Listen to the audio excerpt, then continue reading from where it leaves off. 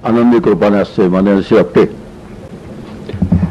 इथे समर्थांच्या पादुका घेऊन आलेले माननीय मारुतीबुवा रामदासी आणि त्यांचे सहकारी पत्रकार दासबोध अभ्यासक्रमाचे उपस्थित असले ते माननीय द्वादवा केळकर आणि उपस्थित बंधू भगिनी. हा विषय साहजिकच समर्थांच्या संबंधित असलेला आहे. समर्थांचं तत्वज्ञान आणि शिकवण की जी जीवनाभिमुख आहे अशा तऱ्हेचा आज आपल्या अभ्यासाचा विषय आहे. समर्थांचं जीवनाभिमुख तत्वज्ञान आणि त्या तत्वज्ञानाची त्यांनी दिलेली शिकवण अशा पद्धतीचा विषय आहे. काही नेहमी असा आपण प्रयत्न करतो की मूलभूत गोष्टींचा काही विचार करावा. ते मूलभूत गोष्टींची मांडणी केल्यानंतर काही रचना करून घेतल्यानंतर मग त्यावर जर विषयाची उभारणी केली तो विषय जास्त परिणामकारक होऊ शकतो लक्षात राहण्याच्या दृष्टीने. माझा परिणाम वाढण्याच्या दृष्टीने नाही, लक्षात राहण्याच्या दृष्टीने आणि ज्यासाठी हे सगळं चाललेलं आहे तो जो हेतू आहे तो हेतू पूर्ण होण्याच्या दिशेने त्याचा उपयोग जास्त होऊ शकतो. आपण जेव्हा जीवनाभिमुख तत्वज्ञान म्हणतो आणि शिकवण म्हणतो त्या जीवनाभिमुख म्हणजे नेमकं काय असा शब्द जर आपला विचार करायला लागलो तर दोन भाग ताबडतोब आपल्या डोळ्यासमोर येतात. काही गोष्टी ज्या आहेत ते जीवनाला अभिमुख असतात, सन्मुख असतात आणि काही गोष्टी विन्मुख असतात. ताबडतोब प्रतिद्वंद्वी शब्द याला म्हणतात तसा प्रतिद्वंद्वी शब्द आपल्या डोळ्यासमोर येतो. आणि समर्थांचं तत्वज्ञान जीवनाला सन्मुख आहे, विन्मुख नाही अशा तऱ्हेचा एक निर्णय आपण या विषयाच्या आधाराने घेऊ शकतो. त्याचा दुसरा असा एक अर्थ होतो की समर्थांना वाचून काही संतांचं तत्वज्ञान जीवनाला विन्मुख आहे का अशा तऱ्हेचा ताबडतोब प्रतिद्वंद्वी विचार याला म्हणतात. तो माणसाच्या मनासमोर येणं स्वाभाविक आहे कारण माणूस विचार करणारा प्राणी आहे. माणसाची अनेक लक्षणं सांगितली त्या माणसाच्या अनेक लक्षणात एक लक्षण सांगितलं की माणूस विचार करतो आणि ज्या क्षणी आपण विचार करायला लागतो त्या क्षणी अशा तऱ्हेचा विषय समोर आल्यानंतर ताबडतोब त्याचा दुसरा परिणाम होतो की विन्मुख तत्वज्ञान कोणी मानलंय का. तो जो विषय आहे तो विषय मी तसाच सोडणार आहे कारण विन्मुख तत्वज्ञान कोणी मानलंय अशा तऱ्हेचा विचार समोर आला की कुठेतरी तुलना करावीशी वाटते आणि जिथे तुलना करावीशी वाटते तिथे मग कुठंतरी त्याला म्हणतात बारीकशी कटुता निर्माण होण्याची शक्यता असते. आणि अशा तऱ्हेची कोणतीही कटुता निर्माण होणं किंवा कटुता निर्माण व्हायला वाव देणं अशा तऱ्हेचा उद्देश अशा ठिकाणच्या कार्यक्रमामध्ये यत्किंचित असता कामा नये हे मनामध्ये धरून आपण समर्थांचं जे जीवनाभिमुख तत्वज्ञान आहे आणि त्या तत्वज्ञानाची जी शिकवण आहे त्याचा विचार करण्याचा प्रयत्न करावा. सुरुवातीलाच जीवन म्हणजे नेमकं काय समजून घ्यायची आवश्यकता आहे. जे तुम्ही आम्ही सगळेजण जगतो त्या नेमक्या जगण्याचा नेमकेपणा त्याची जी व्याख्या आहे ती व्याख्या करून घेण्याची एक आवश्यकता आहे. जसं आपल्याला काही शास्त्रशुद्ध विचार करायचा असेल तर जीवन शब्दाचा अर्थ आहे मानवी जीवनाच्या संदर्भात आपण विचार करतो. जेव्हा एखादा जीव शरीराच्या माध्यमातून या जगामध्ये जगतो तेव्हा त्याला जीवन असं म्हणतात. अशा तऱ्हेची व्याख्या आपण करून घेऊ. जीव आहे, मानवी जीव आहे, तो मानवी जीव या शरीराच्या आधाराने राहतो आणि या शरीराच्या आधाराने राहणारा मानवी जीव या जगामध्ये जे जगतो त्याच्या जगातल्या जगण्याला जीवन असं म्हणतात. अशा पद्धतीचं जीवन शब्दाचा एक आपण अर्थ करून घेऊया आणि असा अर्थ करून घेतल्यानंतर त्या जीवनाला अभिमुख असं जे शिकवण आहे ती शिकवण आणि दुसरी जी शिकवण आहे ते शिकवणीचा विचार करायचा नाही असं आपण ठरवून टाकलं. त्याचं कारण काय तेही सांगितलंय. तर अभिमुखता जी आहे जीवनाला अभिमुखता जी आहे त्या अभिमुखतेचा नेमका अर्थ काय आहे, ती अभिमुखता कशासाठी आहे आणि त्या अभिमुखतेमुळे आपल्याला जीवन जगण्याला कोणत्या प्रकाराने मदत होणार आहे अशा तऱ्हेचा एक विचार आपण या पद्धतीने करू शकतो. जीवनाचे दोन भाग सातत्याने आपण पाहत आलो मानवी जीवनाचे, ज्या एकाला म्हणतात अभ्युदय आणि एकाला म्हणतात निश्रेयस. हा शब्द अनेक वेळा या ठिकाणी अनेक वक्त्यांनी मांडला असेल आणि तो तसा मांडण्याची आवश्यकता सुद्धा आहे. कारण खरोखर केवळ प्रापंचिक जीवन जगणं, व्यावहारिक जीवन जगणं म्हणजे अभ्युदय असं नाही. अभ्युदय शब्दाचा आपण फार मर्यादित अर्थ घेतो आणि अभ्युदय शब्दाचा अर्थ असा आम्ही करतो की जे आमचं दैनंदिन व्यावहारिक जीवन आहे, जे दैनंदिन आमचं भौतिक जीवन आहे, लौकिक जीवन आहे, प्रापंचिक जीवन आहे, त्या जीवनाला अभ्युदय असं म्हणतात. अशा तऱ्हेचा अभ्युदय शब्दाचा कदाचित सोयीस्कर अर्थ आमच्या मनात देण्याची शक्यता आहे. पण तो नुसता सोयीस्कर आहे आणि असा सोयीस्कर अर्थ घेतला की त्यातला जबाबदारीचा भाग आपल्याला टाळता येतो. माणसांची खासियत आहे की जबाबदारीचे जे भाग असतात ते जबाबदारीचे भाग टाळण्याच्या दृष्टीने ज्या व्याख्या असतात त्या व्याख्या स्वीकाराव्या असं स्वाभाविक वाटत असतं. पण असं नाहीये. जेव्हा दोन भाग पाडले जातात, अभ्युदय आणि श्रेयस, त्या दोन्हीमध्ये जबाबदारी ठासून भरलेली आहे. जबाबदारीचा विचार परिपूर्ण भरलेला आहे जर आपण त्याचा यथास्थित विचार केला तर. हे जे अभ्युदय आहे त्या अभ्युदयाचा जीवनाभिमुख तत्वज्ञानाशी जास्त संबंध आहे समर्थांच्या संदर्भात असं अनेक जणांची मत आहे. आणि निःश्रेयस जो आहे त्या बाबतीत समर्थांची जी शिकवण आणि तत्वज्ञान आहे तिकडे किंचित दुर्लक्ष करण्याकडे प्रवृत्ती आहे. आणि काही जणांची प्रवृत्ती अशी आहे की निःश्रेयसाचं जे तत्वज्ञान आहे तिकडे जास्त लक्ष द्यायचं आणि अभ्युदयाच्या तत्वज्ञानाकडे जरा असा कानाडोळा करायचा, किंचित त्याच्याकडे दुर्लक्ष करायचं. अशा तऱ्हेच्या दोन प्रवृत्ती समर्थ संप्रदायामध्ये आपल्याला सहज दिसणार आहेत. फारसा अभ्यास न करता, फारशा खोलामध्ये न जाता, फारशा कोणाच्या मुलाखती न घेता सहज दिसणारे दोन प्रवाह आपल्याला दिसतात. की एकाला निःश्रेयसाची जास्त आवड आहे, त्यामुळे समर्थांची सगळी शिकवण निःश्रेयसाकडे झुकणारी आहे अशा तऱ्हेचा विचार मांडला जातो.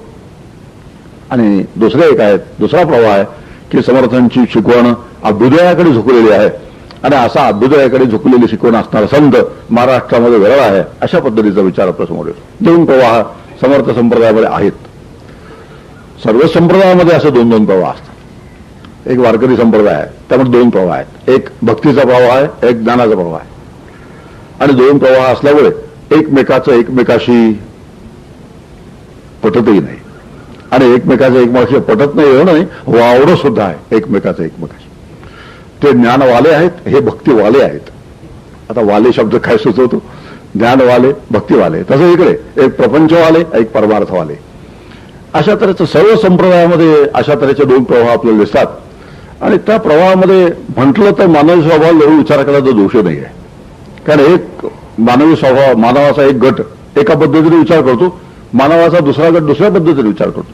जोपर्यंत मानवामध्ये विचार करणाऱ्यांचे गट आहेत तोपर्यंत अशा तऱ्हेचे प्रवाह प्रत्येक क्षेत्रामध्ये असणं अगदी स्वाभाविक आहे.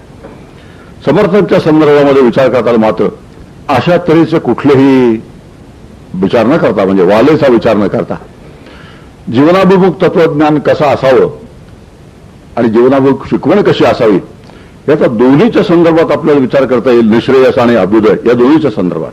आणि दोन्ही जीवनाचे घटक आहेत असं आज आपण स्वीकारलं की अभ्युदय हाही जीवनाचा एक घटक आहे आणि तितकाच तुल्यबळ घटक दुसरा निःश्रेयसाचा आहे असंच आम्ही स्वीकारलं. जेव्हा वाद होतात ना तेव्हा ते दोन्ही तुल्यबळ आहेत असं मान्य केलं जात नाही. तुल्यबळ आहेत असं मान्य केलं तर वादाचं कामच राहणार नाही. एकांचा एकावर भर असतो, दुसऱ्याचा दुसऱ्यावर भर असतो आणि ज्याच्यावर भर असतो तो प्रवाह आपला अशा तऱ्हेची वाटणी करून घेतली जाते. आणि अशा तऱ्हेची वाटणी करून घेतली की मग एकच समर्थ. मग ज्ञानदेवांच्या बाबतीत जसं झालं की अमृतानुभवाचे समर्थ वेगळे, ज्ञानेश्वरीचे समर्थ वेगळे, आणखीन मनाच ज्याला हरिपाठ म्हणतात त्याच्या समर्थन मला काय म्हणायचं ज्ञानेश्वर वेगळे. किती ज्ञानेश्वर झाले? 2-3 ज्ञानेश्वर आपण कल्पना करू शकतो. तसंच इकडे समर्थांच्या बाबतीतही कल्पना करणे शक्य होईल की हे अभ्युदयवाले समर्थ, एक निःश्रेयसवाले समर्थ. 2 समर्थ असले पाहिजेत, एक जांभेचे एक टाकळीचे, कारण त्यांची गावं निघाली पाहिजे. अशा तऱ्हेचं कुठेतरी गडबड होऊन जाते. आणि गडबड करण्याचे होण्याचं एकच कारण आहे स्वभाव वैशिष्ट्य. स्वभावामधली जी भिन्नता आहे ती स्वभावातली भिन्नता अशा पद्धतीने व्यक्त होते. पण जेव्हा आपण संतुलित विचार करतो, फार आवश्यक गोष्ट आहे संतुलित विचार. ती संतुलित विचार कराबरोबर समर्थांचं जीवनाभिमुख जे शिकवण आहे किंवा तत्वज्ञान आहे ते संपूर्ण जीवनाला अभिमुख कसं आहे त्याचा विचार करता येईल. जीवनाच्या काही भागाला अभिमुख तत्वज्ञान आणि काही भागाला विन्मुख तत्वज्ञान अशा तऱ्हेचा विचार समर्थांच्या वाङ्मयामध्ये आपल्याला दिसणार आहे. जे समग्र जीवन ज्याला म्हणतात, संपूर्ण जीवन ज्याला म्हणतात की ज्या जीवनाचं हे निसंदिग्ध 2 भाग आहेत, एक अभ्युदय दुसरा निःश्रेयस, त्या दोन्ही संबंधी समर्थांनी काही तत्वज्ञान मानलंय, दोन्ही संबंधी समर्थांची शिकवण आहे आणि ती तुल्य बळ आहे. याचं कारण आहे की दोन्ही आमच्या जीवनाची अविभाज्य अंग आहे. हे जोपर्यंत आम्ही स्वीकारत नाही तोपर्यंत अशी वाटणी चालू राहणार. आपण असा विचार केला की मानवी जीवनाची 2 अंग आहेत आणि तुमचं आमचं जीवन आहे मानवी जीवन विशेष करून ते ज्ञानावरती आधारलेलं आहे, विचारावर आधारलेलं आहे. आणि जे मानवी जीवन विचारावर आधारलेलं नाही त्याला मानवी जीवन म्हणावं की नाही याबद्दल मोठी शंका आहे. मानवी जीवन विचारावर आधारलेलं असलंच पाहिजे. आणि जेव्हा मानवी जीवन विचारावर आधारलं असं म्हणतो तेव्हा मानवी जीवनाची सगळी जी अंग आहेत ती सगळी विचारावर आधारली असली पाहिजेत हे उघड आहे. उदाहरणार्थ तुम्ही आम्ही सर्वजण क्रिया करतो, कर्म करतो. ही जी क्रिया आहेत, ही जी कर्म आहेत, त्या कर्मांच्या पाठीमागे काही विचार असावा का नसावा? त्याचा विचार केला तर मानवाच्या दृष्टीने आपल्या कर्माच्या पाठीमागे विचार असला पाहिजे, क्रियेच्या पाठीमागे विचार असला पाहिजे. आणि जेव्हा कर्माच्या पाठीमागे क्रियाच्या पाठीमागे विचारपूर्वक होतो तेव्हा त्याला शास्त्राचं स्वरूप येऊन जातं. म्हणून कर्मशास्त्र, ज्याला कर्मयोगशास्त्र असं म्हणतात भगवद्गीतेच्या दृष्टीने. पण योग हा भाग जर आपण गाळून टाकला तर कर्मासंबंधीशी शास्त्र, कर्माशी निगडीत असलेले शास्त्र, असा कर्मशास्त्राचा विचार ताबडतोब आपल्याला समोर येतो. जर कर्माच्या मागे तत्वज्ञान असलं पाहिजे असा आग्रह असेल तर, कर्माच्या मागे विचार असला पाहिजे असा आग्रह असेल तर, आणि मानवी जीवन हे विचारावर अधिष्ठित असल्यामुळे, विचाराचा भाग त्याच्यावर मोठा असल्यामुळे असला पाहिजे, तर मग प्रत्येक कृतीच्या मागे, प्रत्येक कर्माच्या मागे, प्रत्येक क्रियेच्या मागे निश्चित विचार असला पाहिजे. आणि तो विचार द्यायचं काम आपल्याला शास्त्र करतं, संत करतात, भगवंत करतात. ही सगळी मंडळी त्या कर्माच्या मागे विचार द्यायचं जे काम आहे ते करतात. आणि कर्म हे तुमच्या आमच्या जीवनाचं एक मोठं अंग आहे. लक्षात घेतलं तर आम्ही जास्तीत जास्त कृतिशील आणि क्रियाशील असतो. सकाळी उठल्यापासून रात्री झोपेपर्यंत आमचं जे जीवन, त्या जीवनामध्ये कितीतरी प्रकारची कर्म किंवा कृती आपण करत असतो.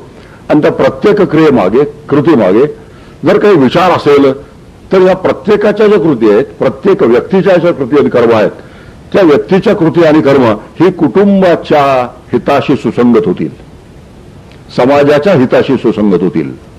विचार आहे, राष्ट्राच्या हिताशी सुसंगत होतील. आणि हा विचार करण्याची फार आवश्यकता आहे. प्रत्येक व्यक्तीने जर आपल्या मनात येईल तशी कर्म केली, मनाला येईल तशा ज्या कृती केल्या, तर मग कुटुंबाचं काय होईल, समाजाचं काय होईल, राष्ट्राचं काय होईल, हा विचार मोठा भीतीदायक ठरेल. आणि असा विचार भीतीदायक ठरू नये या दृष्टीने काही रचना किंवा काही विचार, काही शास्त्र आपल्यासमोर मांडली गेले, त्याला कर्मशास्त्र असं म्हणतात. दुसरा एक तुमच्या आमच्या जीवनाचा अंग आहे. कळत न कळत सर्वजण आम्ही उपासना करत असतो. कळत न कळत ज्ञानदेवांची गोळी सांगतो, म्हणजे स्पष्टीकरण करणार नाही ओळीचं, कारण त्या ओळीच्या स्पष्टीकरणाला 1 तास निघून जाईल. ज्ञानदेव म्हणतात, देखाई मनुष्य जात सकळ स्वभावता भजनशीळ झाले असते केवळ माझ्या ठाई. ज्ञानेश्वर महाराज म्हणतात की पृथ्वीच्या पाठीवर जेवढी माणसं जन्माला आली आहेत आजपर्यंत, आज जी आहेत ती आणि पुढे जी येतील ती, देखाई मनुष्य जात सकळ स्वभावतः जन्मापासून माझंच भजन करतात असं भगवान श्रीकृष्ण म्हणतात. आता आपल्याला व्यवहान पटणार नाहीये की असं कसं भगवान श्रीकृष्ण तर कित्येक लोकांना माहिती नाहीये. आफ्रिकेतल्या लोकांना माहिती नसेल, रशियातल्या लोकांना माहिती नसेल. आणि खुशाल म्हणतात की या पृथ्वीच्या पाठीवर जन्मलेला प्रत्येक माणूस, आजपर्यंत जन्मलेला, आज असलेला, पुढे येईल तो स्वभावतः म्हणजे जन्मल्यापासून माझंच भजन करतात असं भगवान श्रीकृष्ण म्हणतात. तर अतिव्याप्ती दोष येतो का शास्त्राच्या दृष्टीने? असा विचार केला तर हा भाग आपण सोडून देऊया. पूर्ण विचाराचा तो विषय आहे आणि तो पूर्ण विचाराचा विषय आपल्याला इथे घ्यायचा नाही, फक्त संदर्भ घ्यायचा आहे. आणि तो संदर्भ असा सांगतो की उपासना हा आमचा सहज स्वभाव आहे. आणि उपासना जर सहज स्वभाव असेल तर उपासनाच्या मागे तत्वज्ञान पाहिजे, उपासनाच्या मागे विचार पाहिजे. आणि उपासनेमागचा जो विचार आहे, उपासनेमागचं जे तत्वज्ञान आहे, ते सर्व संतांनी आमच्यासमोर उभं केलेलं आहे. की उपासनेमागे तत्वज्ञान कोणतं असावं, उपासनेचा हेतू काय असावा, उपासनेचे परिणाम काय होतात, त्या उपासनांच्या होणाऱ्या परिणामाचा आम्हाला जीवनात उपयोग काय होतो, किंवा अभ्युदयात त्याचा उपयोग काय आहे, निश्रेयसात काय उपयोग आहे. फार सुरेख मांडणी आपल्यासमोर शास्त्रकारांनी करून ठेवलेली आहे. फक्त ती बघायची किंवा सांगितलेली ऐकायची, आणि ऐकलेली जमलं तर लक्षात ठेवायची, आणि लक्षात ठेवलेली जमलं तर वापरायची जीवनामध्ये. हे जमलं तर मोठं प्रकरण आहे. हे जर जमलं तर पुढे वापरायचं. ही जी एक पद्धती आहे, ही पद्धती आपण चांगली समजावून घेतली तर प्रत्येक गोष्टीच्या मागे विचार आहे हे कळेल. तिसरा एक सहज होणारी गोष्ट आहे तुमच्यामध्ये, कुतूहल आहे आमच्या मागे. सहज होणारी गोष्ट आहे. कर्म जसं आपल्याला सहज आहे, जशी उपासना सहज आहे असं ज्ञानेश्वर महाराज म्हणतात, तसं या जगतासंबंधी कुतूहल ज्याला म्हणतात, ते कुतूहल अतिशय सहज आहे. जग केव्हापासून निर्माण झालं, जग कुणी निर्माण केलं, त्या जगाचं माझं नातं काय आहे, अशा तऱ्हेचे जे विचार आहेत ज्यामध्ये कुतूहल म्हणतात, तसं कुतूहल निर्माण होणं हे सुद्धा अतिशय स्वाभाविक आहे. आणि हे जे कुतूहल आहे त्या कुतूहलाचं उत्तर देणारं शास्त्र आहे, त्या कुतूहलाचं स्पष्टीकरण करणारं शास्त्र आहे. आणि त्या कुतूहलाचं स्पष्टीकरण करणारे शास्त्र आहे त्याला वेदांत शास्त्र म्हणतात. हे सगळे तुमच्या आमच्या जीवनाचे अंग आहेत.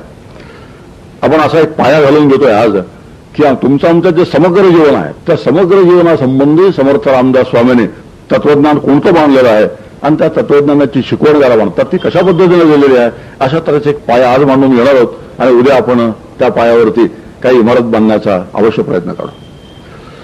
एक व्याख्या आपण जीवनासंबंधी केली. त्या जीवनासंबंधी थोडासा आणखीन तपशील जर वाढवायचा ठरवला तर तुमचं आमचं जीवन आहे म्हणजे ह्या जीवाचं, ह्या देहातलं, ह्या जगामधलं जे जगणं आहे त्या जगण्याचे पुन्हा 3 भाग आहेत. एक आम्ही जागा असतो, जागा असण्याचा एक भाग आहे, स्वप्नाचा दुसरा भाग आहे आणि गाढ झोपेचा तिसरा भाग आहे. म्हणून तुमचं आमचं जे जगणं आहे ह्या जीवाचं, ह्या देहाच्या माध्यमातून ह्या जगातलं जे जगणं आहे त्याचे 3 भाग आहेत. एक मी जागा असतो किंवा मी झोपलेला असतो किंवा मी स्वप्न तरी पाहत असतो. त्यातले जे 2 भाग आहेत त्या 2 भागावर माझं काहीही नियंत्रण नाही आहे. गाढ झोपेचा एक भाग आहे, त्या गाढ झोपेत मी जो असतो त्या मीवरती माझं काहीही नियंत्रण नाही. त्या मीमध्ये, त्या गाढ झोपेत मी हरवलेला असतो. त्याला घन अज्ञान असं म्हणतात. त्या घन अज्ञानाची अवस्था असल्यामुळे तो जो काही भाग आहे गाढ झोपेचा तो भाग माझ्या जीवनात असून नसल्यासारखाच आहे. कशाच्या दृष्टीने? आत्ता जो आपण विचार करतो त्या दृष्टीने, ज्या पद्धतीने आपण विचार करतो त्या दृष्टीने विचार केला तर तो भाग माझ्या जीवनात असून नसल्यासारखा आहे, त्याचं माझं नियंत्रण काहीच नाही आहे. तसं दुसरा एक स्वप्नाचा प्रांत आहे, त्यावरही तुमचं आमचं काहीही नियंत्रण नाही. स्वप्न कोणतं पडावं हे आम्हाला ठरवता येणार नाही. जरी किती वाटलं की उद्या एक छान सुंदर कार्यक्रम घरात होणार आहे, एखादं अनुकूल स्वप्न पडावं, एखादं अनुकूल दर्शन व्हावं, अशा तऱ्हेचा विचार जरी मनात आला किंवा असं प्रतिकूल स्वप्न पडू नये असा जरी विचार मनात आला तरी त्यासंबंधी आमचं काही नियंत्रण नसतं. आणि काही नियंत्रण नसल्यामुळे तो जीवनाचा जो भाग आहे तो माझ्या हातातला नाही आहे. त्यामुळे ह्या जगातलं जे आपलं जीवन आहे आपण म्हणालो त्यातले 2 भाग असून नसल्यासारखे आहेत. एकच भाग फक्त शिल्लक राहिला जागृतीचा. आणि त्या जागृतीच्या जीवनामध्ये खरेच आम्ही जागे असू. जागेपणा 2 प्रकारचा आहे. एक व्यावहारिक जागेपणा जो व्यवहारासाठी उपयोग पडतो आणि दुसरा पारमार्थिक जागेपणा जो परमार्थासाठी उपयोग पडतो. त्या दोन्हीमध्ये जर आम्ही खरे जागे असू तर जागृतीतलं जीवन हेच खरं जीवन आहे आणि त्या जीवनासंबंधी जास्त विचार करणं हे अपेक्षित आहे. आणि इतकं सगळं सांगायचं एकच कारण आहे की आम्ही जरी दिवसाचे 24 तास मला उपलब्ध आहेत असं म्हणत असलो तर वास्तवामध्ये 24 तास कधी उपलब्ध नसतात. उपलब्ध असतात ते साधारण आपण 16 म्हणूया. उपलब्ध असणारे तास 16 आहेत, अनुपलब्ध असणारे तास 8 आहेत. हे सगळं डाऊन करण्याचं एकच कारण आहे की 16 तासाचं जीवन माझं उपलब्ध आहे आणि त्या 16 तासामध्येच मला जे काही साधायचं आहे, मला ज्याचा काही विचार करायचा, अभ्यास करायचा आहे ते 16 तासच उपलब्ध आहेत हे आपल्याला ठाऊक पाहिजे. आणि हे ठाऊक झालं की मग मी माझा एक विचार मांडला की प्रत्येक गोष्टीच्या मागे काही विचार आहे, प्रत्येक गोष्टीच्या मागे काही तत्वज्ञान आहे, प्रत्येक गोष्टीच्या मागे काही ज्ञान आहे. हे ज्ञानाचे 2 भाग शास्त्रकारांनी सांगितले. एक जो विद्या वेदितव्या मुंडक नावाचं उपनिषद आहे. त्या मुंडक नावाच्या उपनिषदामध्ये 2 विद्या सांगितल्यात, एक परा आणि एक अपरा. एक पराविद्या आहे, एक अपराविद्या आहे. आणि पराविद्याचा संबंध जो आहे तर पराविद्याचा संबंध निश्रेयसासाठी आहे आणि अपराविद्येचा संबंध अभ्युदयाशी आहे. 2 विद्या 16 तासामध्ये 2 विद्यांचा विचार आपल्याला करायचा आहे. आणि 16 तासामध्ये जर 2 विद्यांचा विचार करायचा आहे तर 2 विद्यांचं स्वरूप असं आहे, एक परा आहे, एक अपरा आहे. ही जी अपराविद्या आहे आणि पराविद्या आहे असं आपण म्हणालो त्याचं थोडं वर्गीकरण करून घेऊया. एक चरितार्थाची विद्या म्हणून एक विद्या आहे, दुसरी सुखाची विद्या म्हणून एक विद्या आहे आणि तिसरी सुखरूपत्वाची विद्या म्हणून एक 3 विद्या आहे. आता थोडं क्लासिफिकेशन सवय झाली आपल्याला. आपण सगळे शाळेतून कॉलेजातून आलेले लोक आहोत आणि शाळा कॉलेजातून लोक आले की त्यांना असं वर्गीकरणाची सवय असते आणि वर्गीकरण असलेलं आवडतं सुद्धा. आणि वर्गीकरण असलं की लिहून घ्यायला वाव मिळतो. काय सांगितलं 1 2 3 4 1 2 3 4 रकाने आकडे कलम अशा पद्धतीने लिहून घ्यायला सुद्धा एक त्याच्यात लाभ असतो.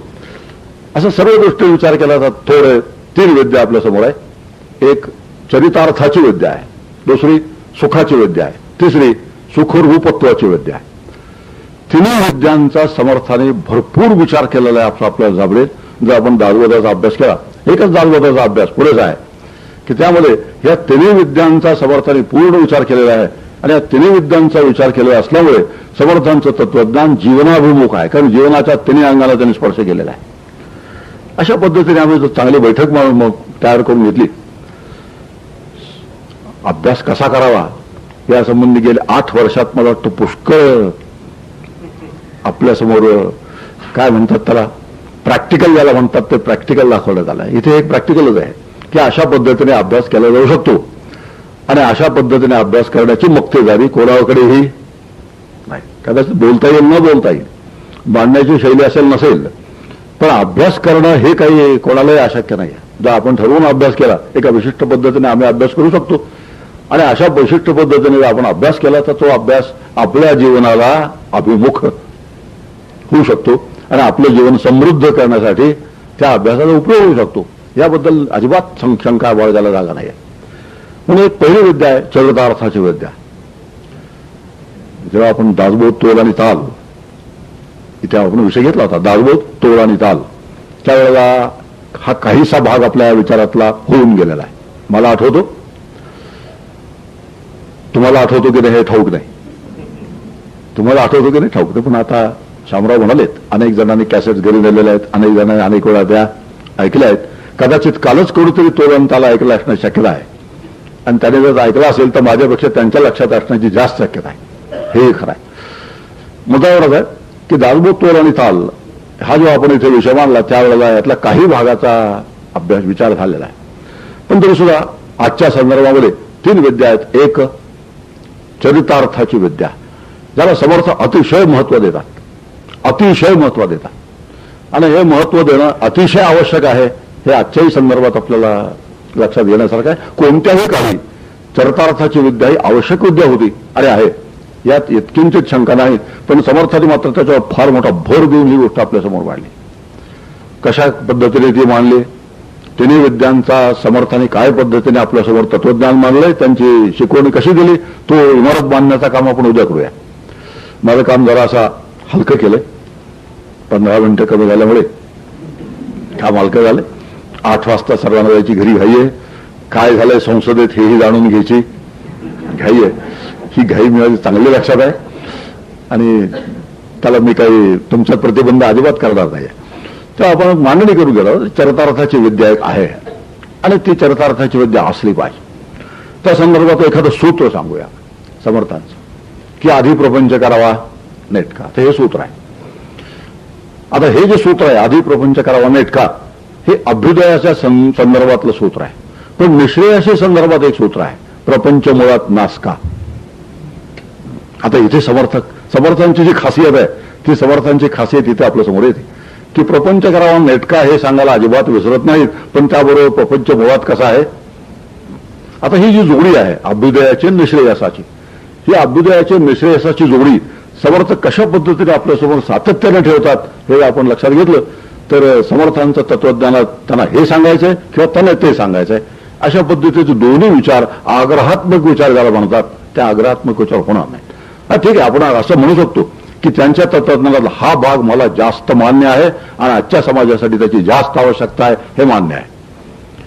व्हेरी फेअरनेसचा एक लक्षण आहे की त्यांचे 2 तत्वज्ञानाचे अंग आहेत. त्यातलं एक जे अंग आहे आत्ता त्यातल्या एक अंगाची आजच्या घडीला समाजासाठी जास्त आवश्यकता आहे मान्य आहे. पण समर्थाला हेच सांगायचं होतं, इथे पण जरा गडबड आहे. न स्वीकारण्यासारखा व्यवहार असतो तो इथे असतो. आणि काही जण असं म्हणत असतील की अभ्युदय सांगायचं निश्रेयसच त्यांना सांगायचं आहे, तर तिथेही काहीतरी गडबड आहे.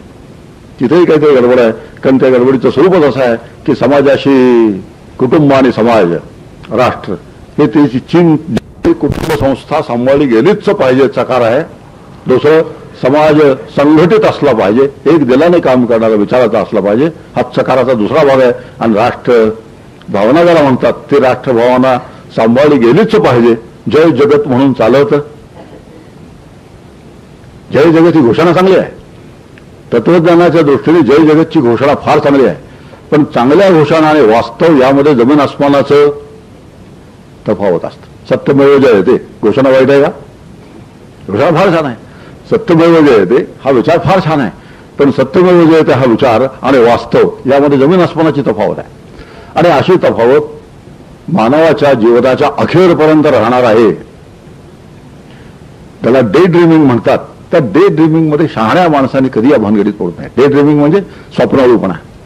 आशाभूतपणा, स्वप्नाळूपणा, केव्हा तरी माणूस सुधारेल, केव्हा तरी सगळं छान चालेल आणि केव्हा तरी स्वर्ग ज्याला म्हणतात तो पृथ्वीच्या पाठीवर नांदेल, अशा तऱ्हेचे जे विचार आहेत ते स्वप्नाळूपणाचे विचार आहेत. आणि अशा स्वप्नाळूपणाच्या विचारामध्ये बेसावध राहण्याची शक्यता फार असते.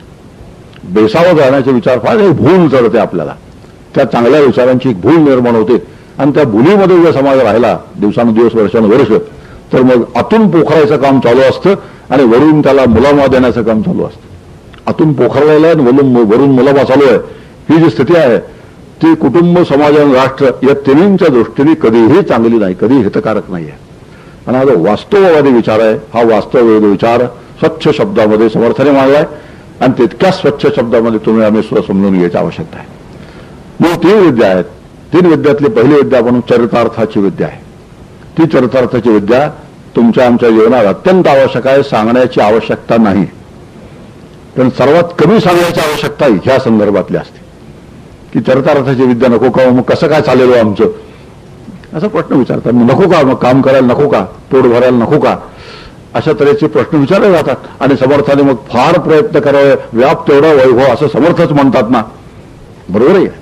व्याप तेवढं वैभव असं समर्थ म्हणतात, पण व्याप कशाला म्हणतात आणि उपव्याप कशाला म्हणतात हा विचार आपण बरेच वेळा या ठिकाणी केले. व्याप तेवढा वैभव हे अगदी खरं आहे, हे समर्थांचं जे म्हणणं आहे ते अभ्युदयासाठी अत्यंत आवश्यक आहे, त्याला मात्र शंका नाही.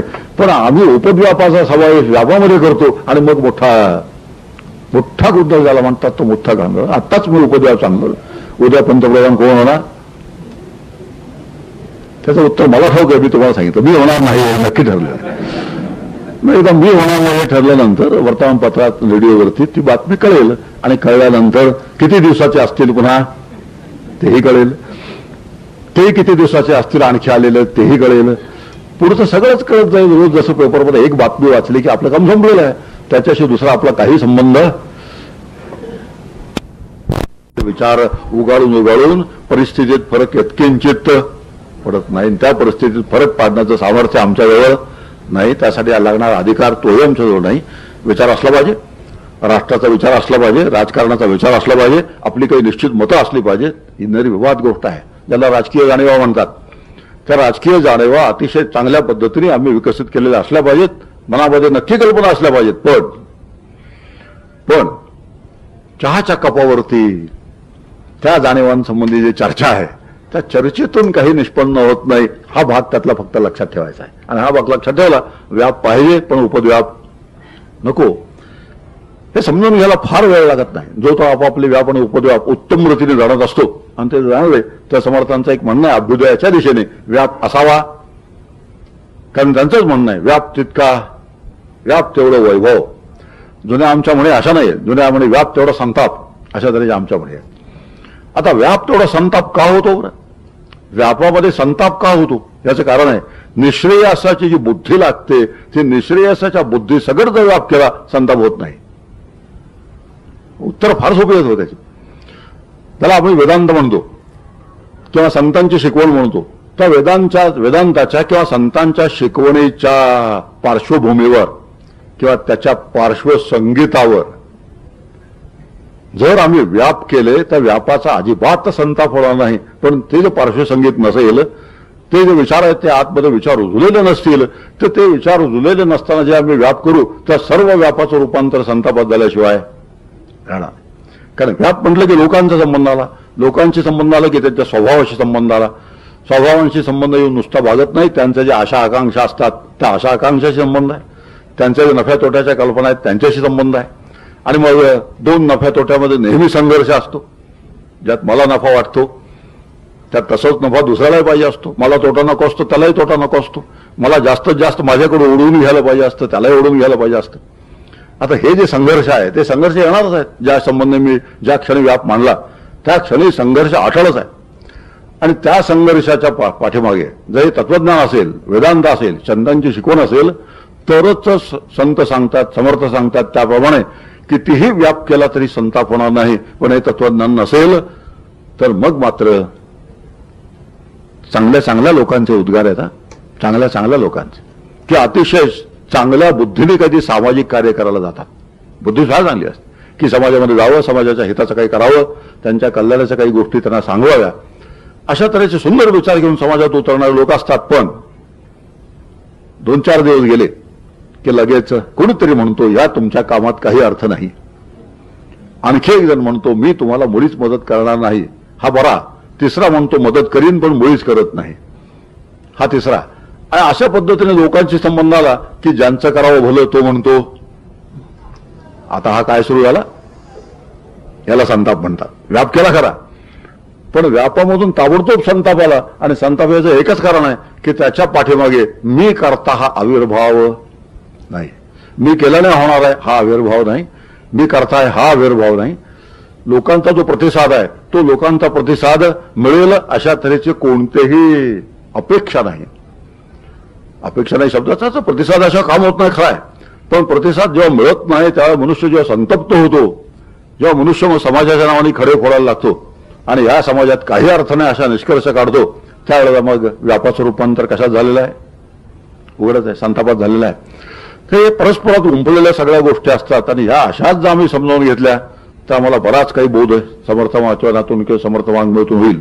आणि अशा पद्धतीने आम्ही समजावून घेतलं नाही आणि एकांगी विचार केला, जर त्याच्यामध्ये बॅलन्स ज्याला मी मग असं म्हणतो समतोल ज्याला म्हणतात तो समतोल नसेल तर मग असं होईल की आमचं जीवन हातच्याला जाईल. आमचं म्हणजे जो अशा पद्धतीने काम करणार आहे समाजामध्ये त्याचं जीवन हातच्याला निघून जाईल. आणि हातच्याला निघून गेलेलं जीवन अभिप्रेत नाही आहे. त्यांचं जीवन माझं आहे आणि जे माझं जीवन आहे त्या माझ्या जीवनाचा मला निश्चित उपयोग झाला पाहिजे असा आग्रह आहे. आणि त्या मला उपयोगाच्या भागाचा एक भाग आहे की मी समाजामध्ये उतरून काहीतरी काम करणार आहे. म्हणून माझं जीवन जे हातच्याला गेलं त्यातून काही निर्माण झालं नाही आणि प्रतिसाद न मिळाल्यामुळे मग तळमळत बसलो, तडफडत बसलो, समाजाच्या नावाने खडे फोडत बसलो, तर एक नकारात्मक जीवन ज्याला म्हणतात तसं नकारात्मक जीवन माझ्या वाट्याला येण्याची शक्यता आहे. म्हणून समर्थ विचार ज्याला समग्र समर्थ विचार, समग्र जीवन या दोन्हींची जेव्हा आपण कुठेतरी गाठ घालण्याचा प्रयत्न करू त्याच वेळेला जे नेमकं समजून घेतलं पाहिजे ते आणि समजून घेतल्यानंतर जसं वागलं पाहिजे ते आणि वागल्यानंतर जे फळ मिळालं पाहिजे ते इतकं सगळंच सगळं आपल्या हातात मिळण्याची शक्यता आहे. म्हणून चरितार्थाची विद्या नावाची एक विद्या आहे की जिचं समर्थाने महत्व सांगितलं आहे. दुसरी एक सुखाची विद्या आहे. थोडा फरक आहे. सुखाची विद्या, सुखरूपत्वाची विद्या म्हणजे काय त्यात फरक आहे. मानवी जीवन जर सुखी व्हायला पाहिजे असेल तर त्यासाठी काही गोष्टींची आवश्यकता असते. त्याला म्हणतात न्याय, नीती आणि धर्म. या 3 गोष्टींची अत्यंत आवश्यकता आहे. न्याय पाहिजेच, नीती पाहिजे आणि धर्म पाहिजे. वास्तविक 3 शब्द नाहीत पण आपण सोयीसाठी ते 3 शब्द करूया की ठीक आहे धर्म नावाची गोष्ट वेगळी आहे, न्याय नावाची गोष्ट वेगळी आहे, नीती आणखीन वेगळी आहे असं आपण सोयीसाठी समजून घेऊया. उदाहरण केलं तर पाहिलं तर रावणाने सीता पळवली. किती गोष्ट झाल्या त्याच्यात? अन्याय झालेलाच आहे, अनिती झालेलीच आहे, अधर्म सुद्धा झालेलाच आहे. 3 गोष्टी एकाच त्या कृत्यामध्ये समाविष्ट आहेत. आणि असा विचार आम्ही केला तर न्याय, नीती, धर्म ही काही वेगळ्या गोष्टी नाहीत, एकच आहे. पण काही भागावर जोर देण्यासाठी, एका विशिष्ट गोष्टीवर जोर देण्यासाठी आपण वेगळा शब्द तयार केला, दुसऱ्या गोष्टीवर जोर देण्यासाठी वेगळा शब्द, तिसऱ्या गोष्टीवर जोर आणखी एक वेगळा शब्द. अशा पद्धतीने 3 शब्द आमचे तयार झाले. पण तरी सुद्धा सुखाची विद्या ज्याला म्हणतात या 3 गोष्टीमुळे मानवी जीवन सुखी व्हायला मदत होईल. आणि ते जीवन सुखी व्हायला मदत होत असल्यामुळे आपण याला सुखाची विद्या म्हणतो. त्याचाही समावेश दासबोधात कसा आहे उद्या विचार करूया.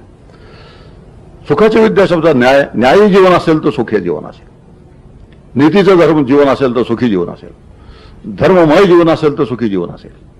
आणि असे 3 गोष्टी जर नसतील तर समाज जीवन, कुटुंब जीवन, राष्ट्र जीवन सुखी होण्याची शक्यता नाही आहे. म्हणून या 3 गोष्टींना सुखाची विद्या असं आपण म्हणूया. फारसं समजावून सांगण्याची आवश्यकता या बाबतीत नाही. न्याय असेल, आज न्याय म्हणजे काय ते सगळ्यांना चांगलं ठाऊक आहे. न्याय म्हणजे काय आज इथे जमलेल्या प्रत्येकाला फार चांगलं ठाऊक आहे. न्याय विकत घेतला जाऊ शकतो. 50 वर्षापूर्वी जी स्थिती नव्हती, चुकून सुद्धा एखाद्या न्यायाधीशासंबंधी वेडवाकडं बोललं जायचं नाही असा एक जमाना होता. आज जमाना असा आहे सगळ्यांविषयी वेडवाकडं बोललं जाऊ शकतं, एखादा दुसरा अपवाद कुठेतरी सोडला तर. इतका फरक झालेला आहे. आणि असा जेव्हा फरक होतो त्या समाजाचं जीवन सुखी होण्याची शक्यता दुरावत जाते. हळूहळू ते समाज जीवन ज्याला म्हणतात ते सुखी होण्याची शक्यता दुरावतच जाते. आणि जेव्हा अन्यायाला वाव मिळतो, अन्याय केल्यानंतरही जेव्हा सुखानं जगण्याची कुठेही अडचण येत नाही, सुखाने जगण्याच्या व्यावहारिक पद्धतीने, तेव्हा असं वाटतं की ठीक आहे, 10 जणांना जर अन्याय करून जगता येत असेल तर मला म्हणजे 11व्याला काय हरकत आहे, मला म्हणजे 11व्याला काय हरकत आहे. अशा तऱ्हेचा प्रश्न जर अनेकाने विचारले तर 11वे किती होतील, 11वे किती होतील, हळूहळू 11,000 11,000 अशी त्यांची मोठी संख्या होत जाईल. आणि तशी संख्या जर वाढत गेली तर सुखी जीवन ज्याला म्हणतात तसं सुखी जीवनाची शक्यताच आपल्याला नाहीशी होऊन जाईल. या न्यायाच्या बाबतीत काही गोष्टी लक्षात ठेवायच्या विचार केला तर, की न्याय म्हटल्यानंतर आमच्या डोळ्यासमोर काही 2-4 गोष्टी येतात. एक, न्यायाधीश येतात, दुसरे पोलीस येतात, आणि तिसरे वकील येतात. या तिन्ही गोष्टी, न्याय हा शब्द उच्चारल्याबरोबर हे 3 संस्था आमच्या डोळ्यासमोर येतात. पोलीस, न्याय किंवा ज्याला न्यायाधीश म्हणतो ते, आणि वकील, अशा 3 गोष्टी आमच्या डोळ्यासमोर येतात. विचार केला आपण तर आपल्याला एक लक्षात येईल की अन्याय झाल्यानंतर या तिन्हींना जाग येते. या तिन्हींना जाग केव्हा येते, जेव्हा एखाद्या ठिकाणी अन्याय होतो तेव्हा हे 3 जागे होतात. अन्याय झाल्यानंतर पोलीस स्टेशनमध्ये फिर्याद जाऊन देतो आम्ही, जर घेतली तर, आम्ही जशी लिहून दिली तशी घेतली तर वगैरे. त्यात जर तर पुष्कळ आहे, त्या जर तरचा भाग आपण सोडून द्या. पण तरी जाग केव्हा होतं, त्यांना जाग केव्हा येते, अन्याय झाल्यानंतर जाग येते. अन्याय झाल्यानंतरच वकिलांना सुद्धा आम्ही जाग करतो. मनात माहीत असतं मी अन्याय केलेला आहे, पण सांगायचं असतं मला न्याय मिळवून द्या. हे विरोधाभास आहे. खरं विचार केला तर जगामध्ये न्याय संस्थेचं कामच नाही, विचार जर केला तर. कारण ज्याने अन्याय केला त्याला ठाऊक असतं मी अन्याय केलेला आहे, आणि मी अन्याय केलेला आहे ठाऊक असून सुद्धा जेव्हा आपण न्यायाकडे धाव घेतो तेव्हा न्यायाकडे धाव असते कधी, ते न्यायाकडे धाव असते का जो प्रतिपक्ष असतो त्याला आम्ही न्यायाकडे धाव घेणं भाग पाडतो. उत्तर फार सोपं आहे. ज्याच्यावर मी अन्याय केलेला आहे त्याला मी न्यायाकडे धाव घेणं भाग पाडतो, मी न्यायाकडे जात नाही, ते खोटंच असतं. कारण मला ठाऊक आहे मी अन्याय केलेला आहे. हे सगळं सांगायचा एकच उद्देश आहे की न्याय नावाची गोष्ट आपल्या आतमध्ये असण्याची आवश्यकता आहे. न्याय नावाची गोष्ट आपल्या आतमध्येच असण्याची आवश्यकता आहे. आणि जेव्हा न्याय आत असेल तेव्हा बाहेरचा अन्याय होण्याची शक्यता कमी होऊन जाते.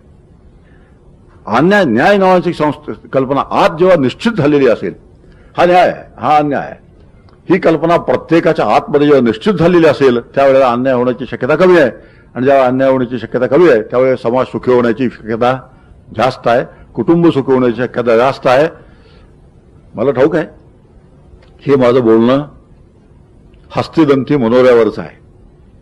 हस्तिदंती मनोरा म्हणजे सर्वेपि सुखिनः सन्तु सर्वे सन्तु निरामयाः सर्वे भद्राणि पश्यन्तु मा कश्चित् दुःखमाप्नुयात्. आंघोळ करता करता म्हणाला छान, प्रत्यक्षात म्हणायला मात्र महाकठीण गोष्टी आहे.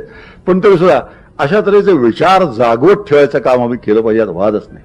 कितीही जरी त्या वाटत असलं त्या म्हणतात ते एक्झरसाइज इन फ्युटिलिटी, फार चांगला इंग्लिश शब्द आहे.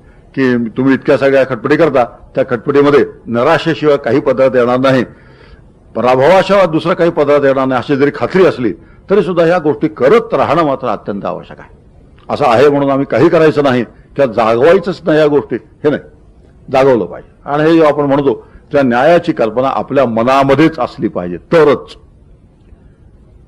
मी गाडी चालवतो नेहमी, जास्तीत जास्त रस्त्याच्या काठेला मी गाडी उभी करतो. याचं एक कारण आहे की रस्त्याचा उपयोग करणारे जे दुसरे आहेत त्यांच्यावरती अन्याय होता कामा नये. खरी गोष्ट आहे. पोलीस मला हटकेल, शिटी वाजवून गाडी डावीकडे उभं करायला लावेल, नंबर टिपून घेईल, ती गोष्ट वेगळी आहे. पण मीच जर ही काळजी घेतली तर दुसरा अन्याय होणारच नाही. पोलिसाला शिटीचं कारण पडणार नाही, त्यांना शिटी वाजवायला हवी असते, ते आणखी प्रकरण वेगळं आहे. पण त्यांना शिटी वाजवायला मी जर संदेश दिली नाही तर किती सोपं होऊन जाईल. असा विचार केला आम्ही तर न्याय आतमध्ये असावा लागतो हे आपल्याला कळेल. आणि एकदा न्याय आत असला तर न्याय ज्याला म्हणतात ते सुखाचं जीवन जगण्याची एक ती व्यवस्था आहे, सुखी जीवनाची एक व्यवस्था आहे. तसंच नीती संबंधी आहे.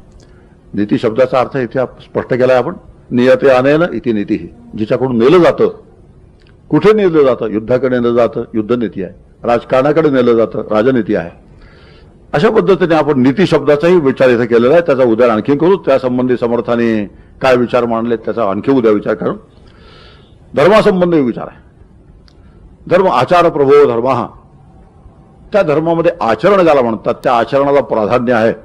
त्यामध्ये काही विधीनं प्राधान्य आहे, त्यामध्ये काही कृतींना प्राधान्य आहे, काही कर्मांना प्राधान्य आहे, काही यज्ञासारख्या कर्म आहेत, क्रिया आहेत, संध्येसारख्या क्रिया आहेत, स्नानासारख्या क्रिया आहेत, त्याला यज्ञामध्ये प्राधान्य असतं. नीतीचा न्यायाचा विचार त्यात आहे, पण त्यात कृतीप्रधानता आहे, काहीशी समाविष्ट आहे. त्यामुळे धर्म या दोन पासून थोडा वेगळा पडतो.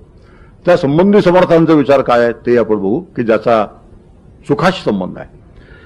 आणि यानंतर तिसरं जे अंग आहे चरितार्थाची विद्या, सुखाची विद्या, सुखरूपत्वाची विद्या, तिसरा भाग आहे.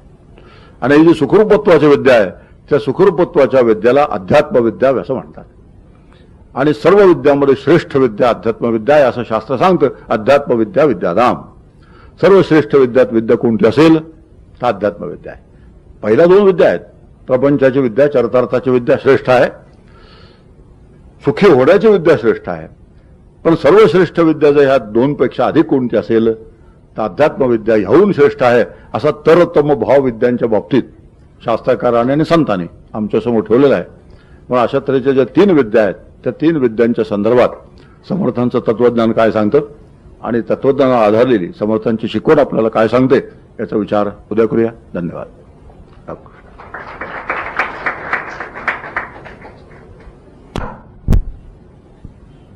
बुद्धिहीन अल्पमती सलगी करतो. व्युत्पत्ती नाही, कळा नाही, चातुर्य नाही, प्रबंध नाही, भक्ती ज्ञान वैराग्य नाही, गौल्यता नाही वचनाची. ऐसा माझा वागविळास म्हणून बोलतो सावकाश, भावाचा भोगता जगदीश म्हणून. आत्ता शामरावांनी सांगितलं की आशीर्वादपर या ठिकाणी बोलायचे मोठी जबाबदारी असते. आणि समर्थ संप्रदायाच्या संदर्भात आपल्याला माहिती असेल, समर्थांच्या चरित्राचा अभ्यास करणारी आपल्यापैकी बरीच मंडळी आहेत. नाशिक जवळ टाकळी या ठिकाणी तपश्चर्या करीत असताना दशक पंचकच्या कुलकर्ण्यांचं शव त्या ठिकाणी विधी पुढच्या उरकण्यासाठी म्हणून आणलेलं होतं. आणि त्यांची पत्नी जी सहगमनासाठी चाललेली होती तिने समर्थांची तपश्चर्या चाललेली असताना नमस्कार केला. पद्धतीप्रमाणे समर्थांनी आशीर्वाद दिला. पण ज्यावेळी ते भानावर आले, एकंदर प्रकार त्यांच्या लक्षात आला, त्यावेळी त्यांनी सांगितलं की हा आशीर्वाद मी दिलेला नाही, हा आशीर्वाद रामाने दिलेला आहे. आणि रामाने दिलेला आशीर्वाद कधीही खोटा ठरणार नाही. अष्टपुत्रा सौभाग्यवती भव असा आशीर्वाद होता. पुढे समर्थांनी मात्र आपला स्वतःचा आशीर्वाद त्याला जोडला आणि आणखी 2 पुत्र झाले. त्या मंडळींचं नाव आजही दशपुत्रे असं आहे. मला सांगायचं एवढंच, या कथेच्या मागे एक मर्म आहे. त्या प्रसंगाच्या नंतर समर्थांनी कधी कोणाला आशीर्वाद दिला नाही. आणि संप्रदायामध्ये ही पद्धत आहे, कोणालाही आशीर्वाद द्यायचा नाही. जर कोणी नमस्कार केला तर काय करावं, कारण नमस्कार केल्यानंतर आशीर्वाद द्यायचा ही प्रथा आहे, ही पद्धती आहे. त्यावेळी जय जय रघुवीर समर्थ म्हणावं, कारण तो समर्थ आहे, सर्व करता श्रीराम अशी समर्थांची भावना आहे.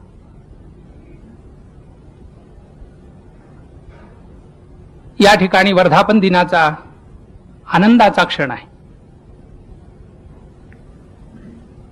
वाढदिवस साजरे करण्याची पद्धती आपल्या सर्वांना ठाऊक आहे. पण काही मंडळींचं असं म्हणणं आहे की वाढदिवसाच्या दिवशी आपण पूर्वी काय केलं हे पाहणं आवश्यक असतं. आणि मला वाटतं तेच जास्ती संयुक्तिक आहे, कारण त्याच्यामुळे आपल्या पुढच्या कार्यक्रमाविषयी, आपल्या पुढच्या जीवनाच्या आराखड्याविषयी आपल्याला निश्चित काहीतरी ठरवता येतं. त्या संदर्भामध्ये जे जे काही चिंतन व्हायचं, जे जे आपल्यापर्यंत पोहोचायला हवं होतं, ती कामगिरी शामरावांनी केलेली आहे. आता माझी कामगिरी आशीर्वादपर बोलणं. आशीर्वाद त्यांनी द्यायचे जो तपानी मोठा आहे. मला गडावर येऊन अजून 20 वर्ष सुद्धा पूर्ण झाली नाही, त्यामुळे मी ते करू शकत नाही. दुसरे आशीर्वाद त्यांनी द्यायचे जो ज्ञानाने मोठा असतो. युक्ती नाही, बुद्धी नाही, विद्या नाही विवंचिता, नेणता भक्त मी तुझा, बुद्धी दे रघुनायका. असं आम्ही रोज रामाच्या समोर मागणं मागतोय, म्हणजे आम्ही आम्हाला बुद्धिमान समजू शकतो का? निश्चित नाही. आणखी एक विचार आहे, त्यांनी आशीर्वाद द्यायचा ज्याचं वय मोठं असतं. म्हणजे सर्व दृष्टीने बघायला गेलं तर मी कुठेच बसत नाही, आणि म्हणून बरोबर शब्द वापरला गेला की अण्णाबुवांचा प्रतिनिधी या नात्याने मी इथे आलोय. आणि दुसरी गोष्ट, माझं क्वालिफिकेशन एकच की मी समर्थांचा आहे, सज्जनगडावरती राहणारा एक सेवेकरी आहे. समर्थांनी सांगितलंय, समर्थांच्या घरचे स्वान त्याची सर्वही देती मान. आणि आमची अवस्था थोडीशी तशी आहे. पण ठीक आहे, काही बिघडत नाही. आम्हाला तर अभिमान वाटतो की आम्ही समर्थांच्या घरचे श्वान आहोत. आशीर्वादाच्या संदर्भामध्ये बोलत असताना तुकाराम महाराजांचा एक अभंग मला आठवतो. नमावे हे पाय हे माते उचित, आशीर्वादे हित तुमचे. आशीर्वाद कशासाठी मागायचा हो? कारण त्या आशीर्वादामध्ये जो आशीर्वाद देतो त्याची पूर्ण तपश्चर्या, त्याचं ज्ञान, त्याचं वैराग्य, त्याची भक्ती ही आपल्या मागे उभी राहते. मोठ्यांचेच आशीर्वाद का घ्यायचे? लहानांचे आशीर्वाद घेण्याची कुठेही पद्धती नाही. का नाही? ते कुठल्याही बाबतीमध्ये पूर्णत्वास गेलेले नाही. आपल्या सर्वांना माहिती आहे की 9 हा आकडा पूर्ण अंक म्हणून समजला जातो. इथे 8 वर्ष पूर्ण झाली आणि आम्ही 9व्या वर्षामध्ये पदार्पण केलेलं आहे. म्हणजे आम्ही पूर्णत्वाकडे आता निघालेले आहोत. मी हा विषय एवढ्यासाठी सांगतोय की इथे जो उद्घाटनाचा कार्यक्रम झाला त्याला मी हजर होतो, आणि माझ्या कल्पनेप्रमाणे बहुतेक सगळ्या कार्यक्रमांना दरवर्षीच्या मी इथे हजर आहे. फक्त आज माझ्याकडे जरा वेगळी कामगिरी आहे. तर आता आपण पूर्णत्वाकडे जाणार आहोत. हे पूर्णत्वाकडे जात असताना आम्ही पूर्वी काय केलं याची गोळाबेरीज करण्याची आवश्यकता आहे. आणि ती केल्यानंतर लक्षात येतं, मगाशीच शामरावांनी सांगितलं की अजून काही योजना आमच्या अपुऱ्या राहिल्या. काही योजना आम्ही राबवल्या, काहींचा उत्तम प्रतिसाद आम्हाला मिळाला, तर काहीला म्हणावा तसा प्रतिसाद मिळाला नाही. आणि हे सगळीकडेच घडतं. फक्त इथल्या संदर्भात मला एवढंच म्हणावंसं वाटतं, समर्थांची एक ओवी आहे, काही नेमकपणा आपुले, काही नेमकपणा आपुले, बहुत जनासी कळू आले, तेच मनुष्य धन्य झाले भूमंडळी. आम्ही सुद्धा या कार्यक्रमाच्या संयोजनाने धन्यतेकडे जात आहोत. का? कारण आम्ही हे नियमाने चालवतोय, आम्ही हे नेटाने चालवतोय. अनेक अडचणी येत आहेत, काही गोष्टींची पूर्तता आम्ही करू शकत नाही, हा आमचा कमीपणा ही आम्हाला कळतो, तरी सुद्धा आम्ही हे चालवतोय. हे चालवत असताना आनंदी कृपान्यास अत्यंत महत्वाचा घटक.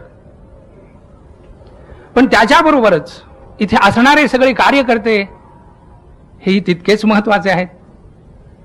नवे त्यांच्यापेक्षा सुद्धा जास्त महत्वाची असणारी मंडळी म्हणजे आपण सगळे. मी पहिल्या वर्षी इथे झालेली गर्दी पाहिले आणि आज हजर असणारी मंडळी ही पाहतोय. आज टीव्हीवर आपण संख्यात्मक सारखा विचार बघतोय, त्यामुळे इथेही तसा विचार करावा असं नाहीये. मला एवढंच सांगायचंय की पूर्वीची गर्दी ही नुसतीच गर्दी होती. आज जरी गर्दी नसली तरी जी माणसं आहेत ती दुसरी गर्दी खेचू शकतील एवढ्या तयारीची आहे. कारण त्यांचे कान तयार झाले.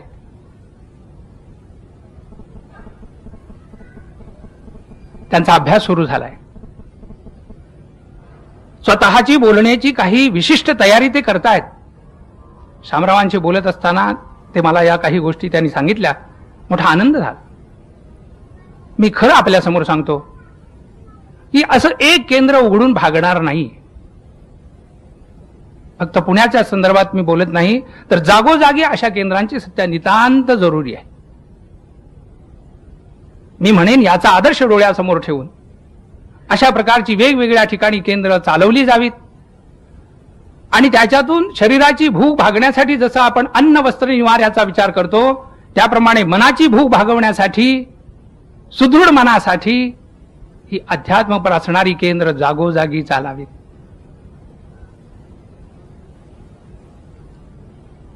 इथल्या सर्वांनाच धन्यवाद देण्याची आवश्यकता आहे. समर्थांचं निश्चितपणे त्यांचे आशीर्वाद आपल्या मागे आहेत आणि म्हणूनच हे कार्य चाललंय. मगाशी शामरावांनी सांगितलं की त्यांच्या आईचे हे आशीर्वाद आहे आणि खरं आहे. मोठ्या मंडळींचे आशीर्वाद कामाला येतात. कित्येक मोठी झालेली मंडळी म्हणतात की आम्ही जर आज जगामध्ये या पदवीला पोहोचलो असेल तर याला कारण एकच आमच्या आई वडिलांचे आशीर्वाद, आमच्या शिक्षकांचे आशीर्वाद, आमच्या गुरुजनांचे आशीर्वाद, आमच्यापेक्षा वडीलधाऱ्या मंडळींचे असणारे आशीर्वाद हे आम्हाला कारणीभूत झाले. आशीर्वाद कशासाठी? आशीर्वादे हित तुमची. मोठ्या मंडळींच्या आशीर्वादाने आपलं हित साधलं जातं आणि यासाठी म्हणून आशीर्वाद. या ठिकाणी पूजनीय वरदानंद भारती यांनी आशीर्वाद दिलेले आहेत. आदरणीय अण्णाबुवा कालगावकर यांनी आशीर्वाद दिलेले आहेत. मी आशीर्वाद देऊ शकत नाही मगाशी सांगितल्याप्रमाणे, पण सदिच्छा व्यक्त करतो की हे जे कार्य चाललेलं आहे ते दिवसेदिवस वर्धिष्णू हो आणि त्यासाठी आवश्यक असणारी शक्ती, बुद्धी, युक्ती समर्थ आपणा सर्वांना प्रदान करोत. जय जय रघुवीर.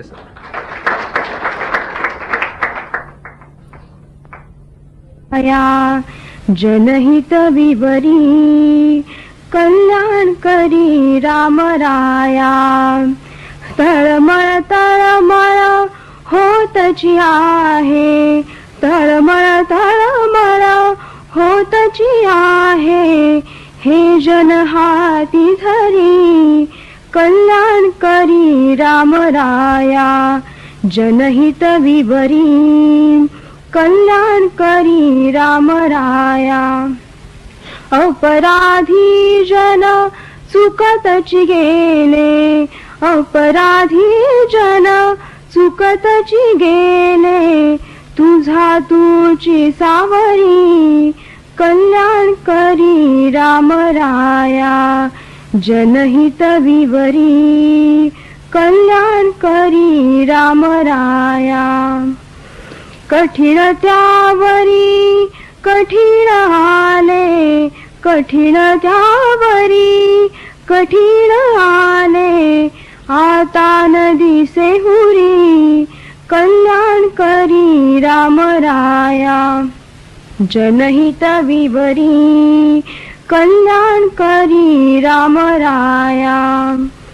कोठे जावे काय करावे, कोठे जावे काय करावे. आरंभिली बोहरी कल्याण करी राम राया. जनहित विवरी कल्याण करी राम राया.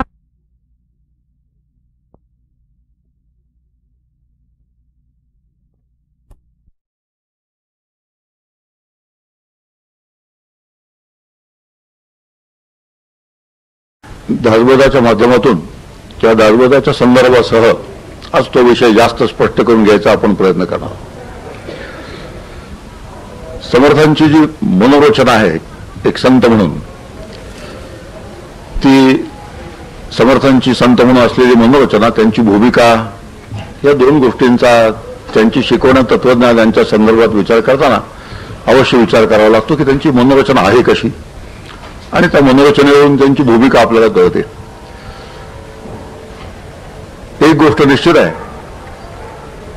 की संत परंपरा ज्या आपल्याला ठाऊक आहेत त्या संत परंपरेमध्ये समर्थांचं स्थान एक काहीतरी विशेष आहे, वेगळं आहे, आगळं आहे.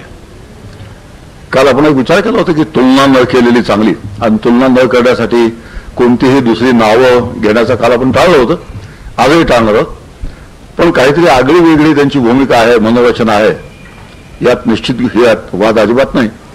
आणि ती मनोरचना कशी काय व्यक्त झाले त्यांच्या भाषेमध्ये ते आपल्याला पाहता येईल. देशकाळ वर्तमाने आपण चिंताग्रस्त होती बने, देशकाळ वर्तमाने आपण चिंताग्रस्त होती बने, अशी एक समर्थांची मनोरचना आपल्या त्यांच्या दासबोधामध्ये पाहायला मिळते. देशाचं आणि काळाचं जे वर्तमान आहे म्हणजे चालू काळ आणि चालू परिस्थिती जी काही देशामध्ये आज आहे त्या परिस्थितीमुळे समर्थांच्या मनामध्ये चिंताग्रस्त होती म्हणे. त्यांचं जे मन आहे ते मन विचाराने भरून जातं. चिंताग्रस्त शब्दाचा अर्थ तुमचा आमचा घ्यावा की नाही त्यांच्या संदर्भात हा मोठा प्रश्न आहे.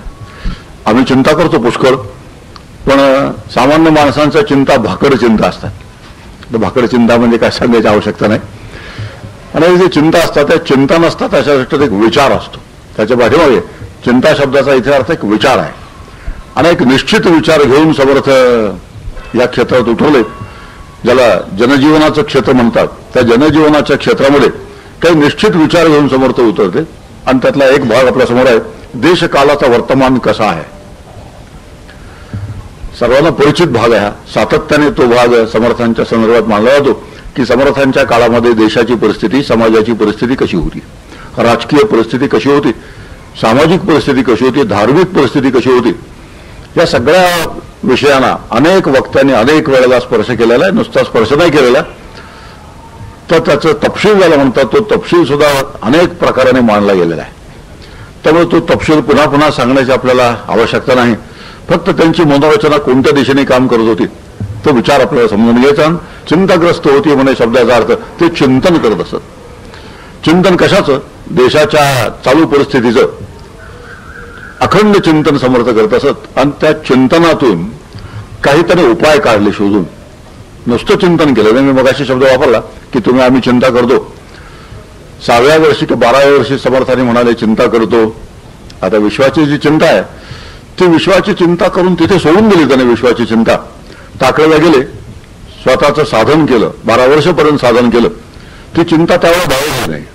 साधन केल्यानंतर परिपूर्णता आली. परिपूर्ण आल्यानंतर ती जी चिंता आहे त्या चिंतेला एक काहीतरी मूर्त स्वरूप आलं. त्या चिंतनाला एक रचनात्मक पाया तयार झाला आणि असा रचनात्मक पाया तयार होणं त्या चिंतनाच्या दृष्टीने आपल्याला सुद्धा एक आवश्यक आहे की ज्यामुळे आपलं आत्मिक बळ वाढतं, आपल्या शब्दाला किंमत येते, शब्दाला बळ येतं, आपल्या विचाराच्या पाठीमागे काही सामर्थ्य उभं राहतं, आपल्या मागे येणाऱ्या लोकांची संख्या वाढते. हे काही महत्वाच्या गोष्टी असतात या संदर्भामध्ये. अनेक वेळा असं दिसतं आपल्याला की मोठ्या लोकांनी मांडलेले विचार आणि आपण मांडलेले विचार दोन्ही सारखेच असतात. कित्येकांना असं अनुभव येतो, कारण हे मलाही माहिती, हे माझे विचार आहेत. पेपरमध्ये एखाद्या मोठ्या माणसाचं भाषण वाचलं की आपल्याला ठाऊक असतं हे आपलेच विचार आहेत, हे काही विशेष विचार नाही आहेत. पण त्यांच्या विचाराला जे बळ आहे, त्यांच्या विचाराच्या मागे जो लोकसमुदाय आहे तो लोकसमुदाय आमच्या मागे येत नाही. याचं कारण आहे की ते असतात आणि आम्ही असतो. असंच फरक आहे. आता समर्थ ते होते आणि समर्थ ते होते याचं कारण आहे की 12 वर्षाच्या तपश्चर्येनंतर समर्थ जे घडले त्या सामर्थ्याचा जो परिणाम आहे तो सामर्थ्याच्या परिणामातून केलेलं चिंतन, सामर्थ्यातून केलेलं समाजाचं चिंतन आणि कोणतंच सामर्थ्य नसताना केलेलं समाजाचं चिंतन, या दोन चिंतनामध्ये मोठा फरक पडत जातो. आणि हा जो मोठा फरक आहे तो मी मगाशी सांगितल्याप्रमाणे आपलं चिंतन हे भाकड चिंतन असतं आणि समर्थांसारख्याचं चिंतन अत्यंत परिणामकारक चिंतन असतं. आणि असं परिणामकारक चिंतन समर्थाने केलं, समाजाचा विचार केला आणि हा विचार केल्यानंतर समाजासाठी त्यांनी काही जे करायचं ठरवलं त्याची एक रूपरेषा आपल्या ठिकाणी आखून घेतली. त्या रूपरेषेबरोबर त्यांनी काही वाटचाल केली आणि ही जी वाटचाल आहे त्या वाटचालीत समर्थांचं वैशिष्ट्य आहे. त्या वाटचालीमध्ये समर्थांचं यश सामावलेलं आहे आणि तोच भाग आपण पुढे आता समर्थांच्या मनोरंजन दृष्टीने कसा विकसित झाला आणि लोकांसंबंधी काय विचार त्यांनी करायला सुरुवात केली, काय पाहिलं त्यांनी लोकांच्यावर. इथे बोलूया कैसा क्षेम राहिला जगती, कैसी क्षेम राहिला जगती. आता क्षेमाला कैसी म्हणावं का कैसा क्षेम म्हणावं, आता लिंगाच्या दृष्टीने विचार आला. पण समर्थ व्याकरणाचा विचार फारसा करत नाहीत. व्याकरणाचा नियम झुगारून देण्यामध्ये समर्थ फार पटायत आहेत. कदाचित भाषाशास्त्रज्ञ त्यांना नापास करील, शक्य आहे. पण भाषाशास्त्रज्ञांनी नापास केला तरी समाजशास्त्रज्ञ ज्याला म्हणतात, राजकीय शास्त्रज्ञ ज्याला म्हणतात, त्यांना मोठे आदर्शभूत होऊन बसलेले आहेत. म्हणून एक विचार आहे की कैसी क्षेम राहिलं जगती. आता क्षेम शब्दाचा अर्थ आहे अप्राप्ताच्या प्राप्तीला क्षेम असं म्हणतात. जे मिळालेलं नाही ते मिळवणं याला क्षेम असं म्हणतात. काय मिळवलेलं नाही त्यावेळेला, काय मिळालेलं नव्हतं, समाज रचना जी होती समर्थांच्या काळी किंवा राजकीय परिस्थिती जी समर्थांच्या काळी होती, काय मिळालेलं नव्हतं. पहिली गोष्ट स्वातंत्र्य नव्हतं. फार मोठी गोष्ट होती त्यावेळेला, स्वातंत्र्य नव्हतं. आणि स्वातंत्र्य जिथे नसतं, जिथे पारतंत्र्य असतं, तिथे मनुष्य नेहमी सातत्याने नारला जातो. नागरिक ज्याला म्हणतात तो सातत्याने नारला जातो. आणि अशा हजारो वर्षाच्या पारतंत्र्यामध्ये आम्ही राहिलो. समर्थांच्या काळापर्यंत हजारो वर्षाचं पारतंत्र्य आम्ही भोगलेलं आहे. आणि अशा हजारो वर्षाच्या पारतंत्र्याचे जे परिणाम होतात ते सगळे परिणाम समर्थांच्या काळामध्ये दिसत होते. त्यांना ते फार चांगल्या पद्धतीने दिसत होते. निरीक्षणाची जी त्यांची क्षमता होती, जगाकडे बघण्याची त्यांची जी क्षमता होती, ती क्षमता विकसित होण्याचं एक मुख्य कारण आहे की त्यांना स्वतःकडे बघण्याचं काहीच कारण नव्हतं. स्वतःचे कुटुंबीय, स्वतःचं घर, स्वतःची वृत्ती म्हणजे व्यवसाय, या कोणत्याच गोष्टीकडे बघण्याचं यत्किंचित कारण त्यांनी शिल्लक ठेवलं नव्हतं. आणि असा व्यक्तिगत विचार शून्य झाल्यामुळे समष्टीचा विचार ज्याला म्हणतात, तो समष्टीचा विचार करण्याचं सामर्थ्य माणसाच्या ठिकाणी येतं. हे वैराग्याचं एक मोठं फळ आहे. आपण काही गोष्टी लक्षात घ्यायची आवश्यकता. जोपर्यंत मला माझ्या चरितार्थाचा विचार करावा लागतो, कुटुंबाचा विचार करावा लागतो, वृत्तीचा विचार करावा लागतो, व्यवसायाचा विचार करावा लागतो, तोपर्यंत दुसऱ्यांचा विचार करण्याची क्षमता माझ्या ठिकाणी विकसित होण्याची शक्यताच नसते. आणि जर मी विचार केलाच तर ते मला उपयुक्त कसे होतील असा विचार आपण करतो. सामान्य जीवनामध्ये आपण जर विचार केला तर एक माणूस दुसऱ्या माणसाला वापरत असतो. विचार जरा चांगला नाही आहे, नाही मी चांगल्या शब्दात मांडत नाही आहे, आणखी चांगल्या शब्दात मांडता येईल. जीव जीवस्य जीवनम अशाही भाषेत मांडता येईल. पण तशी भाषा मांडायची आणि थोडं त्याला एक कवच निर्माण करायचं, कव्हर करायचं आवश्यकता नाही. सामान्य जीवनामध्ये माणसाला एकमेकाला वापरत असतात. आणि जोपर्यंत माझे स्वतःचे काही मतलब आहेत, माझे स्वतःचे काही स्वार्थ आहेत, तोपर्यंत समाजातली माणसं वापरण्याचा जो भाग आहे तो भाग संपणार नाही आहे. आणि इथेच समर्थाने आपण याच्यातून फरक पडतो की समाजामधली माणसं समर्थाला वापरायची नव्हती, स्वतःसाठी वापरायची नव्हती. जी वापरायची होती ती समाजासाठीच वापरायची होती, राजकारणासाठी वापरायची होती, स्वातंत्र्यासाठी वापरायची होती, त्यांच्याच हितासाठी वापरायची होती. हा वापरातला जो फरक आहे, हा वापरातला फरक लक्षात घ्यायची फार आवश्यकता आहे. आणि तो एकदा लक्षात घेतला की सामाजिक कार्यकर्त्यांनी कसं असावं त्या संबंधी आपल्या मनात ताबडतोब येईल. ज्यांनी समाजात उतरायचं आहे त्या समाजात उतरणाऱ्या प्रत्येकाला स्वतःचा स्वार्थ ज्याला म्हणतात तो यत्किंचित जर नसेल तर समाजामध्ये उतरल्यानंतर निस्वार्थ बुद्धीने तो काम करू शकतो. आणि असं झालं नाही तर व्यवहारात जसे मानापमान असतात तसं साम्राज्य ज्या क्षेत्रात आपण उतरतो त्या क्षेत्रात आपलं चालू होऊन जातं. मानापमान आपल्याला ठाऊक आहे. एखादं सार्वजनिक कार्य निघालं, छोटासा गणपती उत्सव गल्लीतला असतो, फार मोठं करायला लागत नाही, छोटा गणपती उत्सव गल्लीतला. पण गल्लीतल्या गणपती उत्सवामध्ये सुद्धा मानापमान असतात. पडदा कोणी बाजूला सारायचा, पाहिलेलं सगळ्या गणपतीच्या समोर जो पडदा असतो तो बाजूला कोणी सारायचा. प्रमुख उद्घाटनाला पाहुणा आणायचा, तो माझा आणायचा का तुझा आणायचा. प्रमुख पाहुणे सुद्धा बरेच असतात ना, त्यामुळे 10 जण असतील तर 10 जणांचे प्रमुख पाहुणे वेगवेगळे असतात. प्रत्येकाला वाटतं की आपला प्रमुख पाहुणा आला पाहिजे. अशा पद्धतीने जेव्हा समाजामध्ये उतरल्यानंतर, सार्वजनिक क्षेत्रात उतरल्यानंतर मानापमानाचे खेळ चालू होतात, त्यामुळे ते कार्य बिघडल्याशिवाय राहत नाही. समर्थांच्या संदर्भात पाहिलं तर स्वतः समर्थांच्या ठिकाणी मानापमानाचा संदर्भच नव्हता. मान आणि अपमान ज्याला म्हणतात तो मानापमानाचा संदर्भ शिल्लक नव्हता. आणि असे जेव्हा हे असे सगळे व्यावहारिक जे संदर्भ असतात ते सगळे संदर्भ जेव्हा पुसले जातात, नाहीसे होतात, आणि असे पुसले गेल्यानंतर जेव्हा समाजामध्ये आपण काही काम करण्यासाठी उतरतो त्यावेळेला समाजात काही काम करता येणं शक्य असतं, जे समर्थांनी फार मोठ्या प्रमाणात केलं आपल्याला ठाऊक आहे. म्हणून कैसे क्षेत्र राहील जगती अप्राप्ताची प्राप्ती क्षेम योग म्हणतात त्याला. आणि क्षेम म्हणजे जे प्राप्त झालेलं आहे ते सांभाळलं जाणं त्याला क्षेम म्हणतात. योग शब्दाचा अर्थ जे मिळालेलं नाही ते मिळणं योग आहे, जे मिळालेलं आहे ते सांभाळणं क्षेम आहे. असे योग आणि क्षेम या दोन शब्दांचे निश्चित अर्थ आहे. योगक्षेम वहाम्यम म्हणून असतं एक, योगक्षेम वहाम्यम असं म्हणतात. आता तो भाग इथे आपल्या जी आत्ता व्याख्या केली त्या व्याख्याशी फारता मिळता जुळता नाही, पण बरं वाटतं आपल्याला. योगक्षेम वहाम्यम म्हणून एक लाखाची पॉलिसी घेतली की बरं वाटतं. आता ठीक आहे, व्यवहारासारखा चालतो, अडचण नाही काही. कैसी क्षेत्र राहिलं जगती क्षेम राहिलं जगती कैसी देवालय तगती. कसा विचार आहे? कैसी देवालय तगती.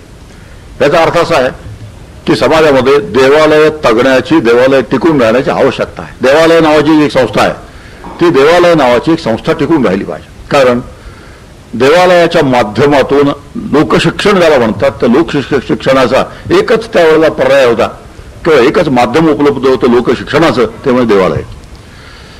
समर्थांच्या सत्वगुणाचे समास आहेत, त्या सत्वगुणाच्या समासामध्ये देवालयाचं वैभव वाढवलं पाहिजे अशा तऱ्हेचा सत्वगुणाच्या संदर्भात विचार समर्थांनी मांडलेला आपल्याला दिसतो.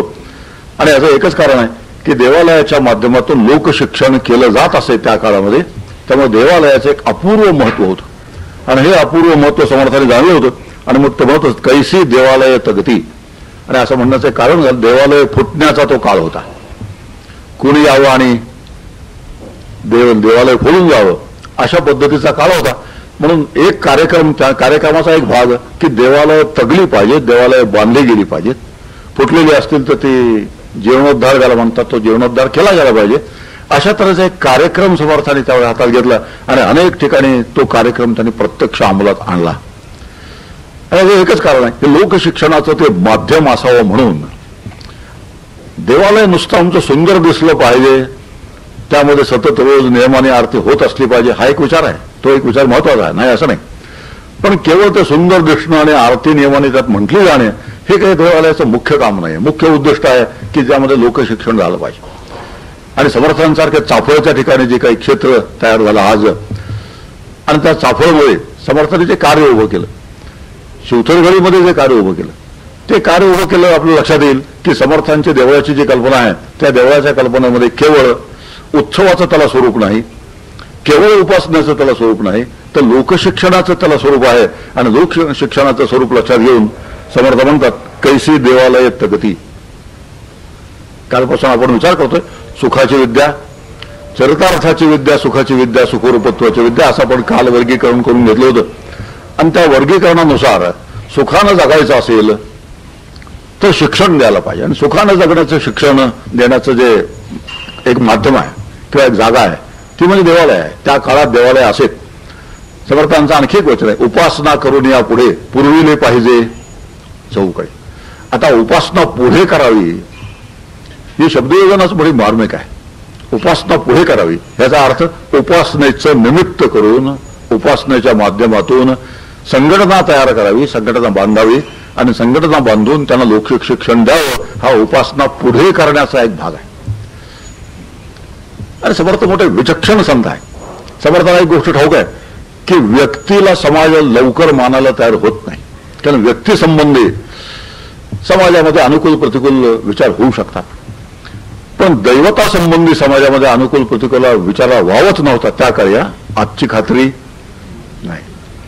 आज रामविरोधक असणं एक भूषणच आहे, फॅशन स्टाईल ज्याला म्हणतात तसं आहे की रामावरती एक दोन चार इकडून तिकडून आडवे तिडवे हात मारणं, मग हे त्याला शोभलं का, हे त्याला बरं दिसलं का, मग त्या सीतेचं काय झालं, तिने असं त्याला भोगायला लावायचं होतं तर मग ते वगैरे वगैरे स्वयंवरात गेलेच कशाला, अशा पद्धतीने जे विचार आहेत मोठे विचित्र विचार आहेत. अशी आजची स्टाईल आहे, पण त्या काळात तशी स्टाईल नव्हती. एक राम हे दैवत समोर आलं की त्या संबंधी आडवा तिडवा विचार नाही, वेळावाकडा विचार नाही, ते अनकंडिशनल स्वीकारणं त्याला म्हणतात. अरे ते काही नाही, राम आहे म्हणजे संपलं, त्याच्या पुढे काही नाही. म्हणून उपासना करून या पुढे यामध्ये उपास्य दैवत पुढे करायचं आहे की जे उपास्य दैवत वादग्रस्त नसतं, वादरहित असतं. म्हणून व्यक्तीपेक्षा दैवत श्रेष्ठ आहे. समाजामध्ये त्या दैवताला प्रतिष्ठा असते. समाजाच्या लोकमानसामध्ये त्या दैवताविषयी काहीही अनुकूल प्रतिकूल विचार असत नाहीत, फक्त आदराचे विचार असतात, भक्तीचे विचार असतात. पारंपरिक ज्या श्रद्धा आहेत त्या पारंपरिक श्रद्धा तिथे टिकून असतात. म्हणून उपासना करून या पुढे, आणि उपासना पुढे करायची असेल तर देवालय पाहिजे, आणि देवालय पाहिजे तर ते फुटलेलं असता कामा नये, ते चांगलं असलं पाहिजे की ज्याच्या माध्यमातून लोकांना प्रबोधन करता येईल. म्हणून समर्थ विचाराचा हा एक भाग पाहिला की ज्यामध्ये सुखाची विद्या शिकवता येईल. देवालय जर असतील तर प्रबोधन करता येईल, प्रबोधन असेल तर न्याय नीती धर्माच्या गोष्टी ते सांगता येतील, काही कीर्तन करता येतील, प्रवचन करता येतील, भजन म्हणता येतील. आणि समर्थांच्या काळी कीर्तन, प्रवचन, भजन ही प्रबोधनाची अत्यंत प्रभावी साधनं होती. पोवाडे म्हणायचे, ज्याला लोकशाहीर भाषा म्हणतात आज, अशा तऱ्हेची लोकशिक्षणाची माध्यमं त्या काळात उपलब्ध होती. फॉर्मल एज्युकेशन ज्याला आज आपण म्हणतो ते फॉर्मल एज्युकेशन नव्हतंच. आज जसं 10+1+ काय काय चाललं असतं, 10वी अधिक 10+ किती, 10+3 काय, अशा पद्धतीने त्याचं आहे मांडणी. तर अशा तऱ्हेचं फॉर्मल एज्युकेशन अजिबातच नव्हतं. असा तो काळ असल्यामुळे देवालयाचं माध्यम आवश्यक, दैवताचं माध्यम आवश्यक, आणि देवालय आणि हे दैवत यांच्या माध्यमातून लोकशिक्षण, आणि लोकशिक्षणा वाटे धर्म न्याय नीती यांची शिकवण, आणि न्याय नीती धर्माच्या माध्यमातून लोकांच्या सुखी जीवनाची व्यवस्था. अशा पद्धतीची छानपैकी मांडणी आपण करून घेतली तर समर्थांचं मनोगत, समर्थांची जी मनोरचना आहे त्या मनोरचनेला धरून त्याने जे काम केलं त्या कामाचा आपल्याला अंदाज येतो. आणि आज आपण त्या संदर्भात काय करू शकतो हा विचार आपल्याला करता येतो. शेवटी संतांचे जे चरित्र असतात त्या संतांच्या चरित्रामध्ये पासून आजच्या संदर्भात आपल्याला काय मार्गदर्शन मिळतं हा भाग अतिशय महत्वाचा आहे. नाही तर होतं काय, त्या काळात त्यांनी काय केलं असा आम्ही सतत विचार करत राहतो, त्यांचा उदो करतो, आणि उदो करून आजच्या संदर्भात आज काय करता येण्यासारखं आहे हा विचार जर आम्ही जागवला नाही, हा विचार जर आम्ही लक्षात घेतला नाही तर समर्थ रामदास स्वामी श्रेष्ठ होते एवढा निष्कर्ष निघतो.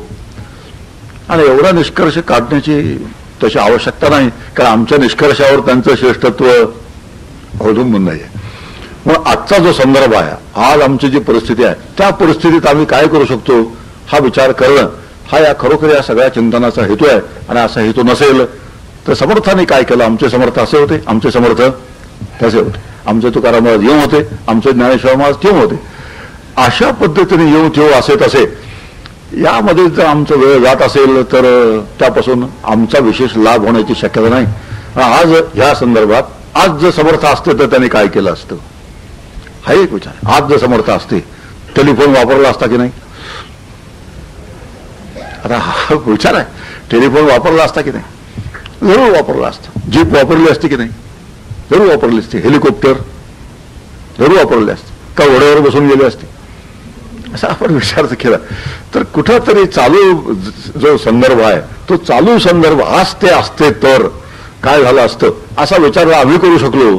आणि असा विचार केव्हा करतोय, मनोरचना कळली तर.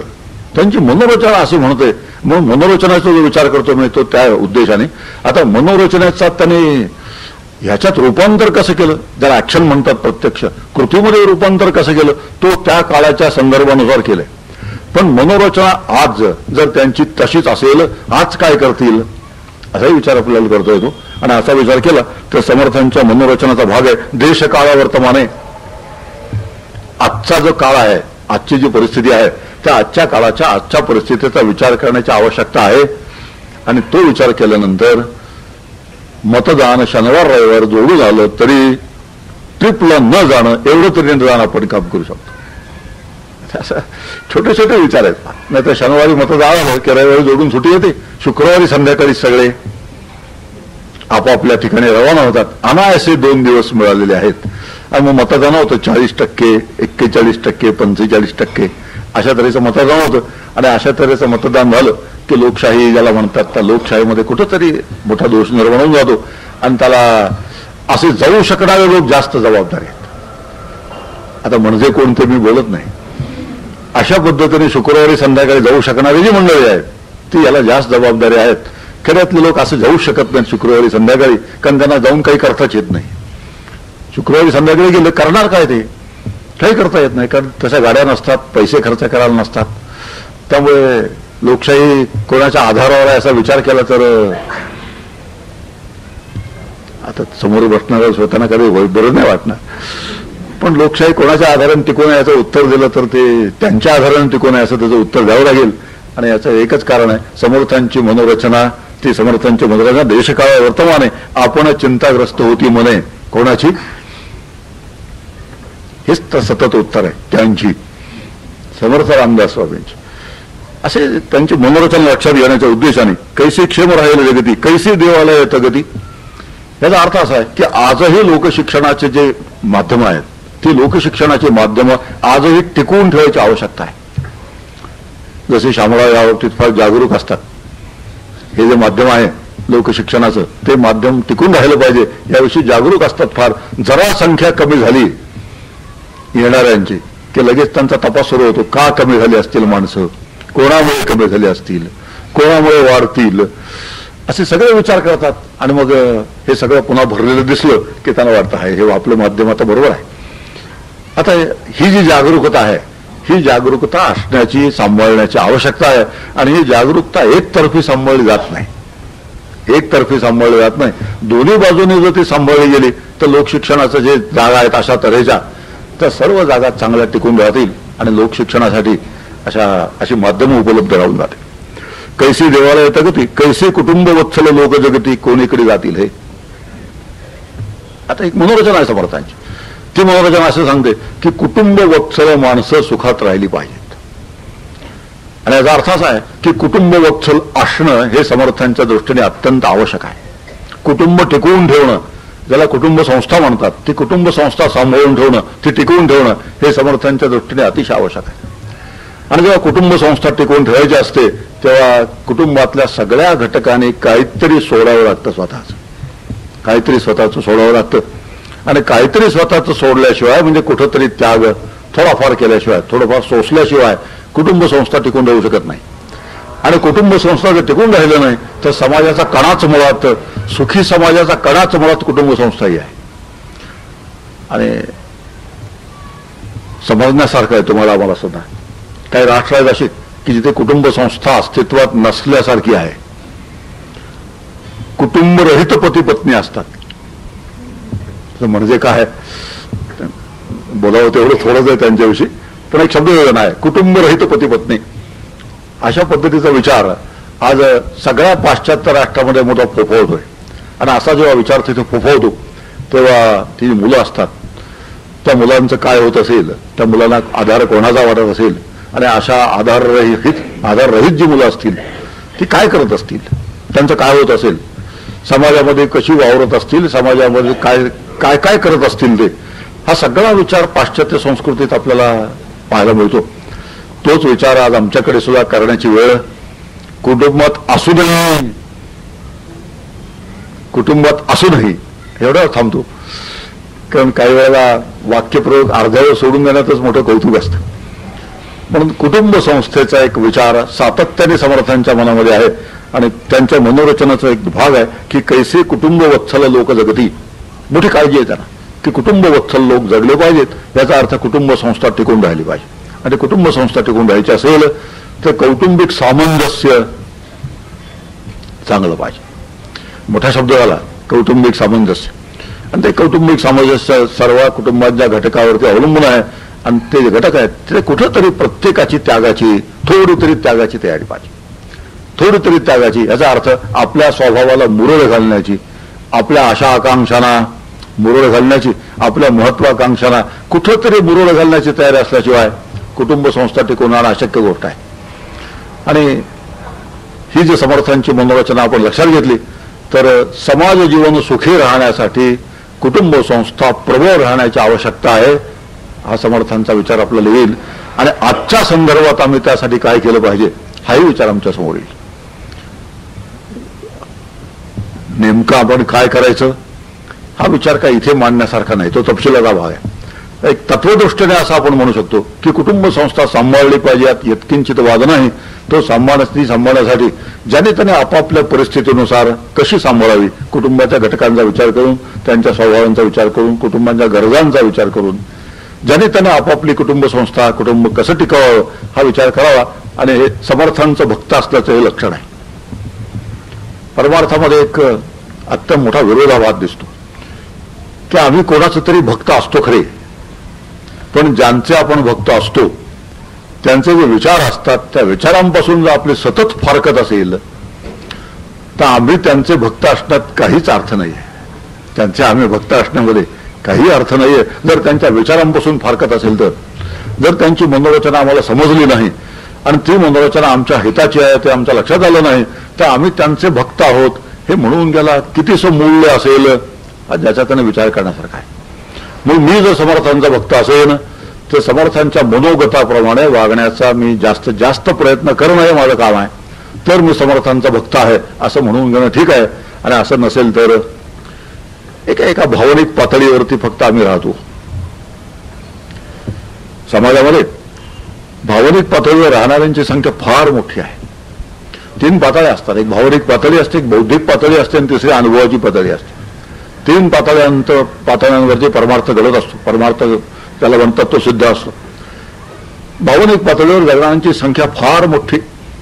आमचे समर्थ, आमचे तुकाराम महाराज, आमचे ज्ञानेश्वर महाराज, बस एवढं म्हणायचं. कुठेतरी एखाद्या क्षेत्राला जाऊन यायचं, एखादं पारायण त्या ग्रंथाचं करायचं आणि आपण जसं असायचं तसंच असायचं.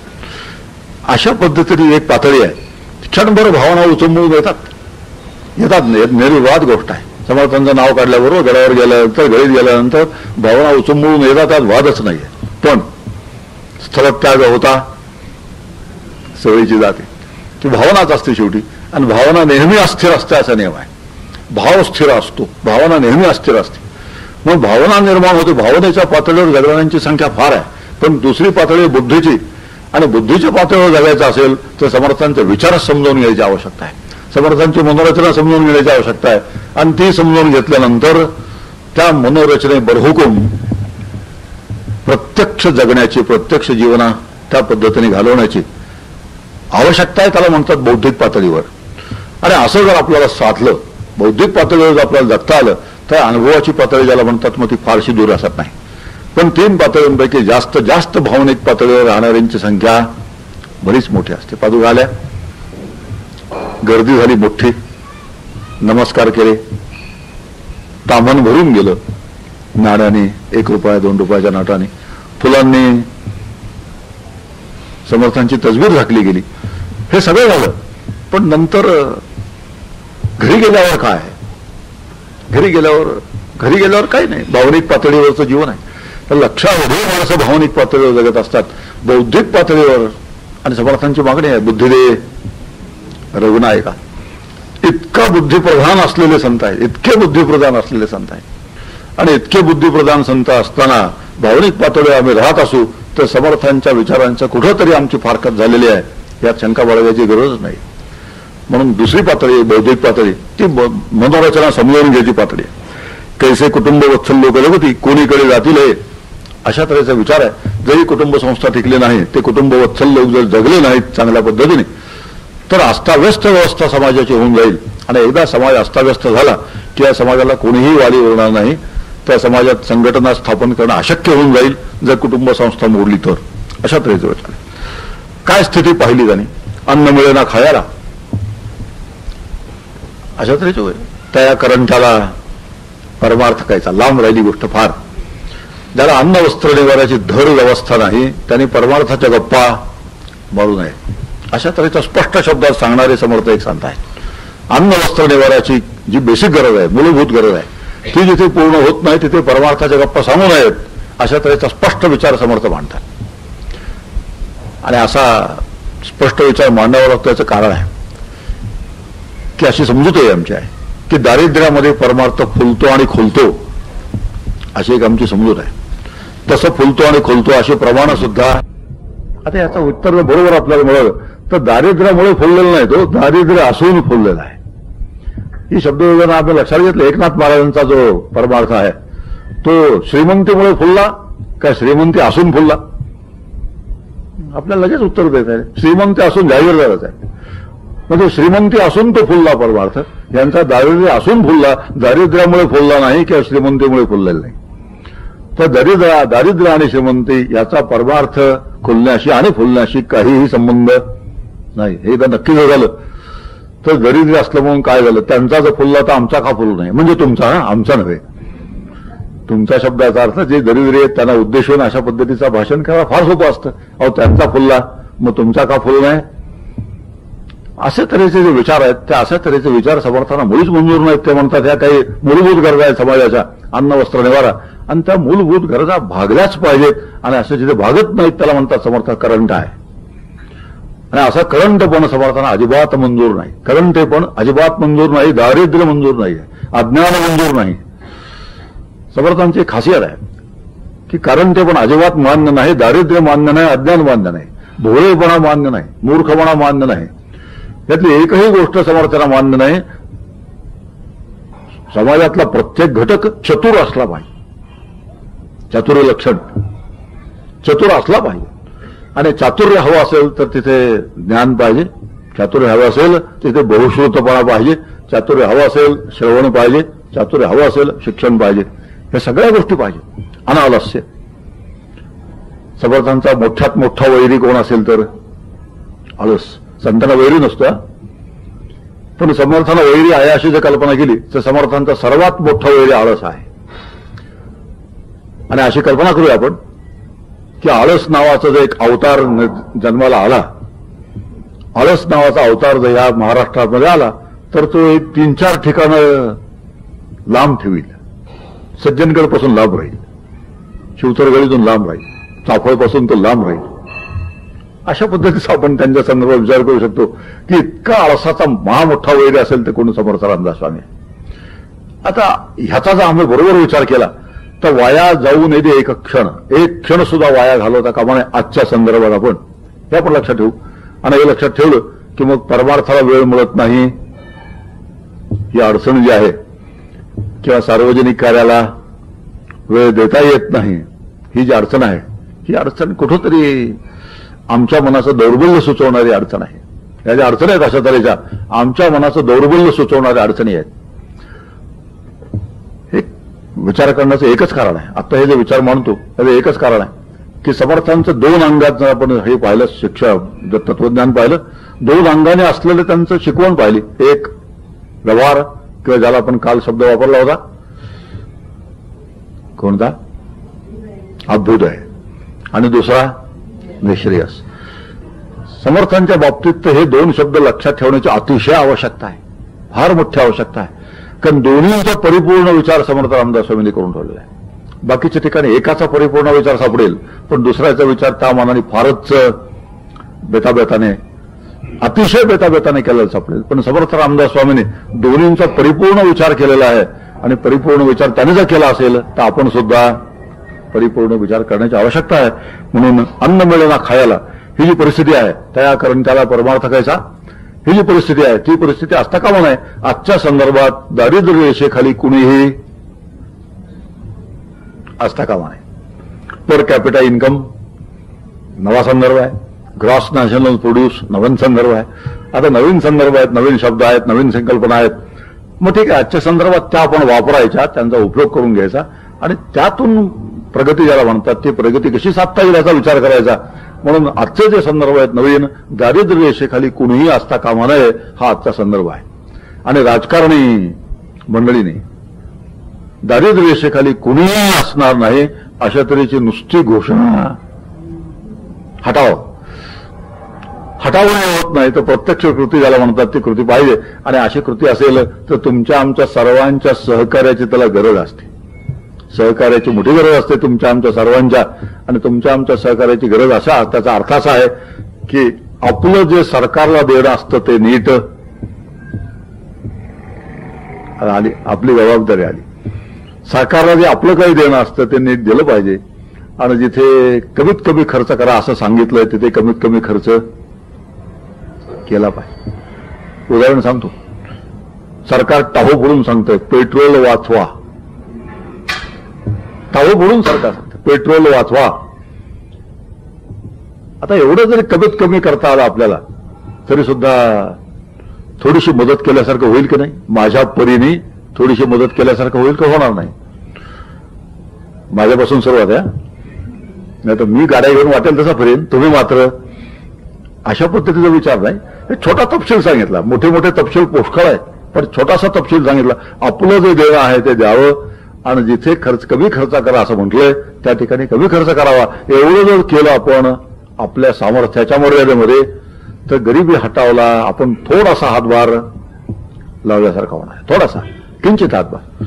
आणि आपण जेव्हा म्हणतो माझ्या एकट्याने काय होणार आहे, सर्वजण काय करतात ते पहा, आमचे छान लॉजिक असतं. अनेक ऑफिसमधून किंवा फॅक्टरीजमधून हे लॉजिक वापरतो. मी एकट्यानेच काय म्हणून काम करावं, बाकी सगळे काय करतात पहा. त्याला मी उत्तर फार छान आहे. बाकी सगळे काय करतात पहा हा प्रश्न नेहमी बाकीच्या जीवनात आपण कधी विचारलं नाही, घुरायला नाही. झोपडपट्टीतले काय लोक करतात ते पहा, तसं तुम्ही करणार का? तसं नाही करणार. मग झोपडपट्टीतले लोक काय करतात ते पहा हा विचार मनात येणार नाही. फक्त ऑफिसमधले लोक काय करतात ते पहा एवढाच विचार मनामध्ये येणार. यामध्ये कुठेतरी वैचारिक गडबड आहे आणि याच्यामध्ये मतलब आहे. याचा अर्थच असा होतो की जिथे अंगमोड काय म्हणतात त्याला, काय करून काम करायचं असतं, अंग मोडून काम करायचं असतं, तिथे अशा तऱ्हेच्या सबबी आम्ही पाहतो. आणि ज्या ठिकाणी दुर्लक्ष करणं सोयीस्कर असतं त्या ठिकाणी ते कसे जगतात? मग तसं जगा, तसं नाही जगणार. पण ते काम करत नाही तर मग आम्ही काम करणार नाही, हे जमणार. ही जी काही विचारसरणी आहे ती विचारसरणी समर्थांच्या मनोरचनेशी सुसंगत आहे का हा एक विचार करावा. आणि असं जर नसेल तर ज्याने त्याने आपापल्या सामर्थ्यात थोडा तरी हातभार लावा. नेहमी बाबा केळकर सांगत असतात की टीव्हीवरचा कार्यक्रम जो पसंत पडत नसेल तर 10,000 पत्र जाऊ देत, 15 पैशाचं कार्ड 10,000 पत्र महाराष्ट्रातून जाऊ देत की हा कार्यक्रम तुमचा आम्हाला मान्य नाही, तो बंद केला पाहिजे. पण 10,000 पत्र 15 पैशाला फक्त लिहायला लागतं. एक पाकिट कार्ड फक्त 15 पैसे लागतात, फक्त लिहावं लागतं. मात्र एवढी गोष्ट खरी आहे. नेहमी 2-2 पानांची पत्र लिहिता येतात. पाकिटं सुद्धा सुंदर सुंदर असतात. कोणाला लिहिली असतील ते बोलत नाही. पण आता 15 पैशाचं एक कार्ड, अशी 10,000 कार्ड जर गेली तर तिथे फेरविचार करावा लागेल. हा विचार समर्थ भक्तांमध्ये नसेल तर मग आली अडचण आली की समर्थांचं मनोगत आम्ही जाणलंय का, समर्थांची मनोरचना आम्ही लक्षात घेतली का. आणि अशी जर मनोरचना लक्षात घेतलेली असेल तर अशी 10,000 पत्र गेली पाहिजे. जिथे जिथे आपल्याला निषेध नोंदवण्यासारखं आहे 15 पैशामध्ये घरावर कौलं, घराच्या कौलावर दगड न पडता, हल्ली ते जपावं लागतं. फारच तुम्ही व्होकल निषेध नोंदवलात तर तुमच्या घरावरच्या कौलांचं काय होईल, गाड्यांचं काय होईल, काही सांगता येत नाही. पण अशी परिस्थिती नाही. 15 पैशाचं एक कार्ड का पाठवायचंय फक्त. आणि एवढा मोठा जे गठ्ठा गेला कार्डांचा तिथे, आणि जर तिथपर्यंत पोहोचला ते एक कठीणच असतं. सगळीच्या सगळी कार्ड पोचतील की नाही ह्याबद्दल सुद्धा हा शंका आहे. त्यांनीच बघितलेली आहे. मोठाचा मोठा गठ्ठा पडून असलेला पुष्कळ चर्चा होते सातत्याने, आणि त्या चर्चेतून काय काय निघतं ते मी आपल्या समोर सांगितलं. सर्व साधारण समाजातल्या लोकांची काय इच्छा असते ते समर्थ सांगतात. बरे ल्यावे बरे खावे, बरे ल्यावे बरे खावे. आता सर्वसाधारण जो समाज आहे त्या सर्वसाधारण समाजाच्या प्रत्येक घटकाला आपण चांगलं खावं आणि चांगले कपडे घालावे असं वाटणं यात काहीही गैर नाही. असं कोण म्हणतंय लक्षात घ्या. असं कोण म्हणतंय? त्यांच्या अंगावर किती कपडे येतो, समर्थांच्या अंगावर किती कपडे आहेत. आता ज्यांच्या अंगावर कमीत कमी कपडे आहेत ते समंजसपणाने म्हणतात की सर्वसाधारण समाजातल्या घटकाला असं वाटतं की बरे ल्यावे आणि बरे खावे. आपणासारखी करीती तात्काळ नाही. आता अशा पद्धतीचे विचार, हे सगळे विचार आम्ही समजावून घ्यायचे. आणि विचार समजावून घेतल्यानंतर त्यांची जी मनोरचना आहे ती मनोरचना आपण लक्षात घेऊ. आणि मनोरचना लक्षात घेऊन सामान्य माणसांच्या आशा आकांक्षांना जाणणारा महापुरुष अशाबद्दल आपण त्यांचा विचार करू शकतो. आणि यामध्ये त्यांचा गौरव आहे मोठा, त्यांचं महात्म्य आहे की सामान्य माणसांच्या आशा आकांक्षा जाणणारे आहेत आणि त्या जाणल्यानंतर नुसतं नाही, त्या पुऱ्या झाल्या पाहिजेत अशा तऱ्हेची अपेक्षा बाळगणारे आहेत आणि ते पुऱ्या होण्यासाठी स्वराज्य आलं पाहिजे असे म्हणणारे आहेत. आणि नुसतं म्हणणारे नाहीत, स्वराज्यासाठी अनेक मठांची स्थापना करणारे आहेत आणि अनेक मठांची स्थापना करून स्वराज्य स्थापनेसाठी आणि ते सांभाळण्यासाठी अतिशय प्रभावीपणे आणि गुप्तपणाने मदत करणारे आहेत. दोन शब्द महत्वाचे आहेत, प्रभावीपणे आणि गुप्तपणे. अतिशय मोलाचे शब्द आहेत समर्थांच्या संदर्भामध्ये, की अत्यंत गुप्तपणाने काम केलंय आणि गुप्तपणाने केलं म्हणूनच प्रभावीपणा झालेला आहे. जर गुप्तपणा कुठे बिघडला असता तर त्याचा प्रभाव निश्चित कमी झाला असता, कारण आसमानी सुलतानी हजरच होती तिथे. आसमानी सुलतानी घाव घालायला हजरच होती, म्हणून अतिशय गुप्तपणाने काम केलं आणि गुप्तपणाने काम केल्यामुळे त्याचा प्रभाव वाढला. आज तसं गुप्तपणाने काम करण्याची आवश्यकता नाही. आज आम्ही जेव्हा गुपचूप काम करतो तेव्हा कुठेतरी आपण भयभीत असतो. व्यक्तिगत स्तरावर आपण भयभीत असतो आणि व्यक्तिगत स्तरावर भयभीत राहिल्यामुळे आम्ही कोणी पाहणार नाही, कोणी ऐकणार नाही अशा पद्धतीने निषेध नोंदवतो. तो निषेध कोणाला ऐकू येता कामा नाही, कोणी तो पाहता कामा नाही. अशा पद्धतीने निषेध नोंदवला याचं कारण आहे की आम्ही स्वतः व्यक्तिगत स्तरावरती भयभीत असतो आणि भयभीत असल्यामुळे, आणि भयभीतपणाचं एक कारण आहे की कुटुंब कसं छान चाललंय. कोणाचं? माझं कुटुंब कसं छान चाललंय, घर कसं छान चाललेलं आहे. भरल्या घरामध्ये उगीच ते काहीतरी काय नको, सामाजिक कार्याचा त्रास नको. सामाजिक कार्य म्हटलं की त्याचा काहीतरी त्रास येणार, त्याचे काहीतरी इम्प्लिकेशन्स होणार, त्यातून काहीतरी घरावरती कोणाची तरी वक्रदृष्टी जाणार आणि ते नको. आणि ते नको म्हणून तुम्ही लढा, आम्ही कपडे. फार जणांची तयारी अशी, तुम्ही लढा, आम्ही कपडे सांभाळतो. अशा पद्धतीने लढण्याची तयारी समाजामध्ये असणाऱ्यांची संख्या फार मोठी आहे. समर्थांच्या काळी असं नव्हतं. लढण्याला मदत करणाऱ्यांची संख्या पुष्कळ होती आणि लढण्याला मदत करण्याची संख्या पुष्कळ होती. याचं कारण आहे त्याला गरज सुद्धा फार होती. आज आमची अशी कल्पना आहे की आम्हाला गरज नाही. आणि याचं कारण आहे आजचे जे शत्रू आहेत ते शत्रू आसमानी सुलतानी सारखे उघड नाहीत. आसमानी सुलतानी सारखे उघड वैरी आज नाहीत. वैरी आहेत पण निरनिराळ्या आवरणाखाली येत आहे. उदाहरणार्थ माझी नात आली नुकतीच परदेशातून. नात परदेशातून आली. तिला एक फूल दिलं. फूल दिल्याबरोबर म्हणाली, आबा थँक्यू. आता आमच्याकडे अशी पद्धत नाही. फूल बिल दिल्यानंतर पायाला नमस्कार करणं, पायावरती पायाला हात लावून नमस्कार करणं अशी आमची पद्धत आहे. पण आता ती म्हणाली चटकन थँक्यू.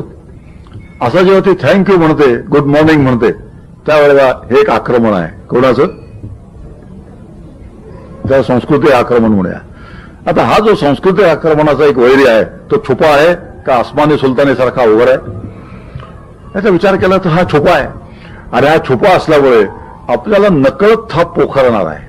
आपल्याला नकळत हा पोखरणार आहे. त्याच नातीची गोष्ट सांगतो. आम्ही एकदा शंकराच्या मंदिराला गेलो, जवळच मोठं मंदिर आहे शंकराचं. ती एका शाळेमध्ये जाते. काय त्या इंग्लिश मिडियमची शाळा एवढं सांगतो. सगळे आम्ही गेलो, नमस्कार केला, पण तिने स्वच्छ सांगितलं इंग्लिश मिडियम मधल्या मुलींनी देवाला नमस्कार करायचा नसतो. हे मला शिक्षण दिलं तिने. ते शिक्षण आम्ही ऐकलं की इंग्लिश मिडियम मध्ये शिकलेल्या मुलींनी, शिकणाऱ्या मुलींनी देवाला नमस्कार करायचा नसतो.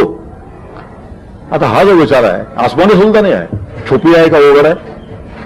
पोखरावत आहे. एक एक एक एक एक एक व्यक्ती त्या लहानपणी 7-8, 5-7 वर्षाच्या 5-7 वर्षाच्या असताना त्या जे पोखरला जातात, बांगड्या घालायच्या नसतात, कुंकू लावायचं नसतं. हे जे पोखरलं जाणं आहे, हे पोखरलं जाणं आम्ही लक्षात घेणार की नाही हा प्रश्न आहे. आणि हे लक्षात घेतलं नाही तर समर्थांची मनोरचनाच लक्षात घेतलेलं नाही. ती मनोरचना लक्षात घेतलेली नसेल तर मी समर्थांचा कोण आहे? आता नवीन एक शब्द वापरतो मी, शिष्य शब्द वापरतच नाही, चाहता. हल्ली चांगले चांगले शब्द आहेत. समर्थांचा शिष्य नको, समर्थांचा अनुयायी नको, मग मी समर्थांचा कोण आहे? फॅन. आणि फॅन हा शब्द फार चांगला आहे. आज ह्याचा तर उद्या त्याचा. फॅन शब्द फार चांगला आहे, अतिशय चांगला आहे. आज 1 नंबरला कोण आहे? आज 1 नंबरला कोण आहे? मनीषा कोईराला फॅन. हे माझी स्वतःची माहिती नाही, ऐकलेलं आहे सगळं. मग तुम्ही म्हणाल तुम्ही हे काय वाचन चाललेलं दिसतंय, भलताच व्यासंग दिसतो, असं काही नाही. आता अशा तऱ्हेची फॅन ज्याला म्हणतात ते फॅन नाही, प्रकार वेगळा आहे. त्यामुळे समर्थांचा फॅन असणं इष्ट नाहीये, तर समर्थांचा अनुयायी असणं इष्ट आहे, समर्थांचा भक्त असणं इष्ट आहे. आणि समर्थांचा भक्त असेल तर मनोरचना लक्षात घेतली पाहिजे. आणि मनोरचना लक्षात घेतल्यानंतर समर्थ जे म्हणतात, पुढे म्हणतात, समय नेणे, प्रसंग नेणे, प्रयत्न नेणे, अभ्यास नेणे, आर्जव नेणे, मैत्री नेणे, काहीच नेणे अभागी. ते समर्थांची मनोरचना सांगते की आमच्याजवळ काय काय असलं पाहिजे अभ्युदयासाठी, आमच्याजवळ काय काय असलं पाहिजे सुखी होण्यासाठी, आमच्याजवळ काय काय असलं पाहिजे त्याची मोठी यादी दिली. ती यादी वाचता वाचता सुद्धा मला श्वास चटकन एका ब्रेथमध्ये ज्याला म्हणतात तशी वाचता आली नाही. समय नेणे, काळ कसा आहे या संबंधी काहीही खबर नाही, बेखबर समर्थांचा शब्द आहे. समय काळ कसा आहे या संबंधी बेखबर. पुढे म्हणतात प्रसंग नेणे, आज कोणता प्रसंग आहे त्याचं काहीही ज्ञान नाही. पुढे म्हणतात प्रयत्न नेणे, अभ्यास नेणे, कोणत्याही दिशेने प्रयत्न करायचा नाही, व्यासंग अजिबात करायचा नाही. आज मोठं वावडं असेल कसं तर व्यासंगाचा वावडा आहे. कारण व्यासंग त्या समोर बसून जे काही ज्ञान मिळेल टीव्हीच्या, ते समोर बसून मिळालेलं ज्ञान हेच फक्त ज्ञानाचा एक सोर्स आमच्या समोर उपलब्ध आहे. स्वतः व्यासंग करून स्वतःचं ज्ञान वाढवणं असा विषयच आमच्या समोर आला नाही. आणि तसा नसल्यामुळे एक बाजूची गोष्ट आहे, आपले जे राष्ट्रामधले फार मोठे संशोधक आहेत, त्या संशोधकांची एक संस्था आहे, त्या संशोधकांच्या संस्थेचा एक रिपोर्ट आहे. आणि त्या रिपोर्टमध्ये असं म्हटलंय की गेल्या 20 वर्षामध्ये भारतामध्ये वैज्ञानिक संशोधनाची पिछेहाट झालेली आहे, मोठी पिछेहाट झालेली आहे. गेल्या 20 वर्षात भारतामध्ये वैज्ञानिक संशोधनाची मोठी पिछेहाट झालेली आहे. आता ही पिछेहाटाला जबाबदार कोण? ह्या पिछेहाटाला जबाबदार कोण? आता इथे उत्तर आपलं आहे, प्रयत्न नेणे, अभ्यास नेणे. व्यासंग नसेल, जर प्रयत्न नसतील, व्यासंग नसेल, अभ्यास नसेल तर पिछेहाट होणार नाही तर काय होणार आहे? पण अशा बातम्यांकडे सहसा आपलं लक्ष कधी जात नाही. लक्ष कोणाकडे? देवेगौडाच्या घरी माणसं किती, पत्नी आहे, मुलं किती आहेत, जावई काय करतात, अशा तऱ्हेच्या ज्या बातम्या आपण रुचकर पद्धतीच्या असतात त्या वाचतो. आणि तिकडे कोण आहेत, त्याला मुलं किती आहेत, 9, 11, 14. आमचे एक एक आदर्श आमच्या समोर आहेत. आणि त्या आदर्शांचे जे कथा आहेत त्या कथा चविष्टपणाने आपण वाचतो, एकमेकात चर्चा करतो. आणि हा एक मोठा जो छोटासा न्यूज आहे त्यामध्ये लहानशा जागेत आलेला की गेल्या 20 वर्षामध्ये भारतीय संशोधनाची पिछेहाट झालेली आहे. हा न्यूज आहे ते आम्हाला मुळीच अस्वस्थ करीत नाही. आणि असं जर अस्वस्थ करीत नसेल तर मग समोर नेणे, काय चाललेलं आहे ते ठाऊक नाही. समोर नेणे, प्रसंग नेणे, प्रयत्न नेणे, अभ्यास नेणे, आर्जव नेणे, मैत्री नेणे. आर्जव ज्याला म्हणतात ते आर्जव शब्दाचा अर्थ आहे मनाचा सरळपणा, त्याला म्हणतात आर्जव. संस्कृत शब्द आर्जव म्हणजे आर्जवीपणानं असं आपण जे म्हणतो, म्हणजे गुढी गुलाबीनं किंवा साध्या भाषेमध्ये काय लावून काय मस्का वगैरे म्हणतात काहीतरी, आता तसं लावून त्याला आपण आर्जव म्हणतो. आर्जव शब्दाचा हा अर्थ संस्कृतमध्ये नाही. आर्जव शब्दाचा अर्थ आहे मनाचा सरळपणा, जे असेल ते सरळपणाने समोर मांडणं. छक्के पंजे नसणं म्हणजे कोण? स्वकीयामध्ये छक्के पंजे नसणं. आमचं काय असतं, सगळे छक्के पंजे स्वकीयामध्ये. सगळे जे छक्के पंजे आहेत, आपले भाऊबंद जे असतात, नातलग जे असतात, शेजारी पाजारी असतात, तिथे सगळे छक्के पंजे. आणि जिथे असायला पाहिजेत तिथं नाही, जिथे नेमके असायला पाहिजेत तिथं नाही. 18 वेळेला आठवण द्यायला लागते, सारखी ती आठवण ठेवावी लागते. 18 वेळा आम्ही सोडलोय आणि एकदा आम्ही सापडल्यानंतर आम्हाला सोडलेलं नाही, त्याचा परिणाम एक गठ्ठा मतामध्ये झालेला आहे. एवढं वाक्य बोलतो थांबून देतो, जास्त स्पष्टीकरणाची आवश्यकताच नाही. त्याचा परिणाम एक गठ्ठा मतात झालाय आणि आज एक गठ्ठा मताचे परिणाम आज आम्ही सातत्याने भोगतोय. आणि त्याचाच परिणाम म्हणून आज जे काही घडलं, काल जे काही घडलं, तर त्याचा परिणाम आहे. समोर नेणे, प्रसंग नेणे, हे सगळ्या गोष्टी जागरूकतेने मला कळलं पाहिजे, आधी आकलन झालं पाहिजे. आणि ज्याचं मला आकलन झालं ते समाजामध्ये मांडता आलं पाहिजे, संबंधितामध्ये मांडता आलं पाहिजे. आणि समर्थांची अपेक्षा आहे क्रिया करुणी करवावी, बहुता करवी. प्रबोधन करावं, आपण क्रिया करावी, बहुता करून क्रिया करून घ्यावी. हे सगळे समर्थ संप्रदायाचे जे दंडक आहेत ते सगळे दंडक समर्थांच्या मनोरचनेतून आपल्याला पाहायला मिळतात. अर्धवण्याने, मैत्रीने, काहीच नेणे अभागी. मैत्री असली पाहिजे, परस्पर संबंध अतिशय चांगले असण्याची आवश्यकता आहे समाजामध्ये. मग मैत्री असली पाहिजे आणि मैत्री असेल तर जीवन सुसह्य होतं. मैत्री असेल तर जीवन सुखाने जगता येतं. कारण आपण विचार केला होता की सुखानं जगणं. आणि नंतर तिसरा भाग आहे ते सुखी होण्याची विद्या, चरितार्थाची विद्या आणि नंतर सुखरूपतेची विद्या. अशा पद्धतीचे विचार आपण काल मांडले होते आणि त्याच विचाराचं थोडं तपशील आज आपण पाहतोय. चौथा समर्थांचा भाग आहे यज्ञ चातुर्य आणि अनालस्य. एक अनालस्याचा विचार आपण केला. आळशी नसावं, अखंड यज्ञ असावे आणि चातुर्य असावं, ते आपण पाहिलं. चातुर्य लक्षण नावाचा समासच आहे. चतुर असणं आवश्यक आहे, पण चतुर म्हणजे बिरकी नव्हे. ते शब्दच आहेत मोठे माझ्या. चतुर शब्दाचा अर्थ दुसऱ्याला फसवतो तो चतुर अशा अर्थानं नाही. चातुर्य शब्दामध्ये मुख्य गोष्ट आहे आपण फसवले जाता कामा नये, हे चातुर्यामध्ये मुख्य गोष्ट आहे. प्रसंगावधान राखणं आणि प्रसंगाला साजेसं बोलणं, प्रसंगाला साजेसं वागणं, हे चातुर्याची लक्षणं आहेत. आणि अशी लक्षणं आपल्या भाषा असली पाहिजेत असं समर्थ सांगतात. म्हणून शेवटचा विचार समर्थांचा, म्हणून दुसऱ्यास सुखी करावे, राखावी बहुतांची अंतरे, सर्वांची नाही. ते सुद्धा एक काय आहे, राखावी बहुतांची असं म्हटलंय, सर्वांची अंतर राखा असं म्हटलेलं नाही. न तर कुणी यावं म्हणावं चिअर्स,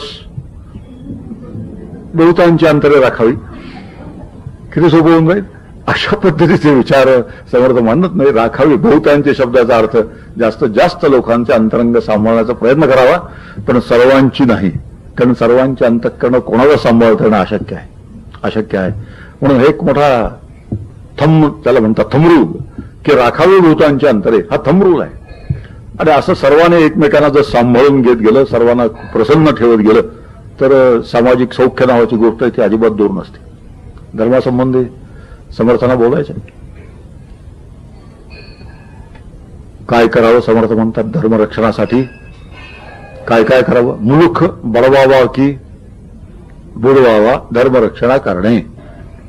मुलुख बळवावा की बुडवावा, भाषा त्यांची आहे. धर्मरक्षणा करणे. आता मुलुख बळवावा म्हणजे काय, बुडवावा म्हणजे काय, हा भाग सोडून देऊ. पण समर्थांचा एक मनोरचनाचा एक मोठा भाग लक्षात येतो की धर्माचं अतिशय फार महात्म्य समर्थांच्या ठिकाणी आहे. समर्थांच्या मनामध्ये धर्माला फार मोठं स्थान आहे. आणि समर्थांच्या मनात धर्माला फार मोठं स्थान असेल आणि मी जर त्यांचा अनुयायी असेल तर माझ्या जीवनात धर्माला स्थान असलं पाहिजे. आणि माझ्या जीवनात धर्माला जर स्थान असेल तर ते बाहेर दिसलं पाहिजे. हल्लीच्या जगामध्ये फार मोठी गोष्ट आहे. बाहेरच्या जगामध्ये, समाजामध्ये मी अमुक अमुक धर्माचा आहे हे दिसलं पाहिजे असा हट्ट तुमचा आमचा हल्ली नाही. मग कोणाचा आहे सांगत नाही, कोणाचा आहे ते सांगत नाही, पण आमचा नाही हे सांगता येतं.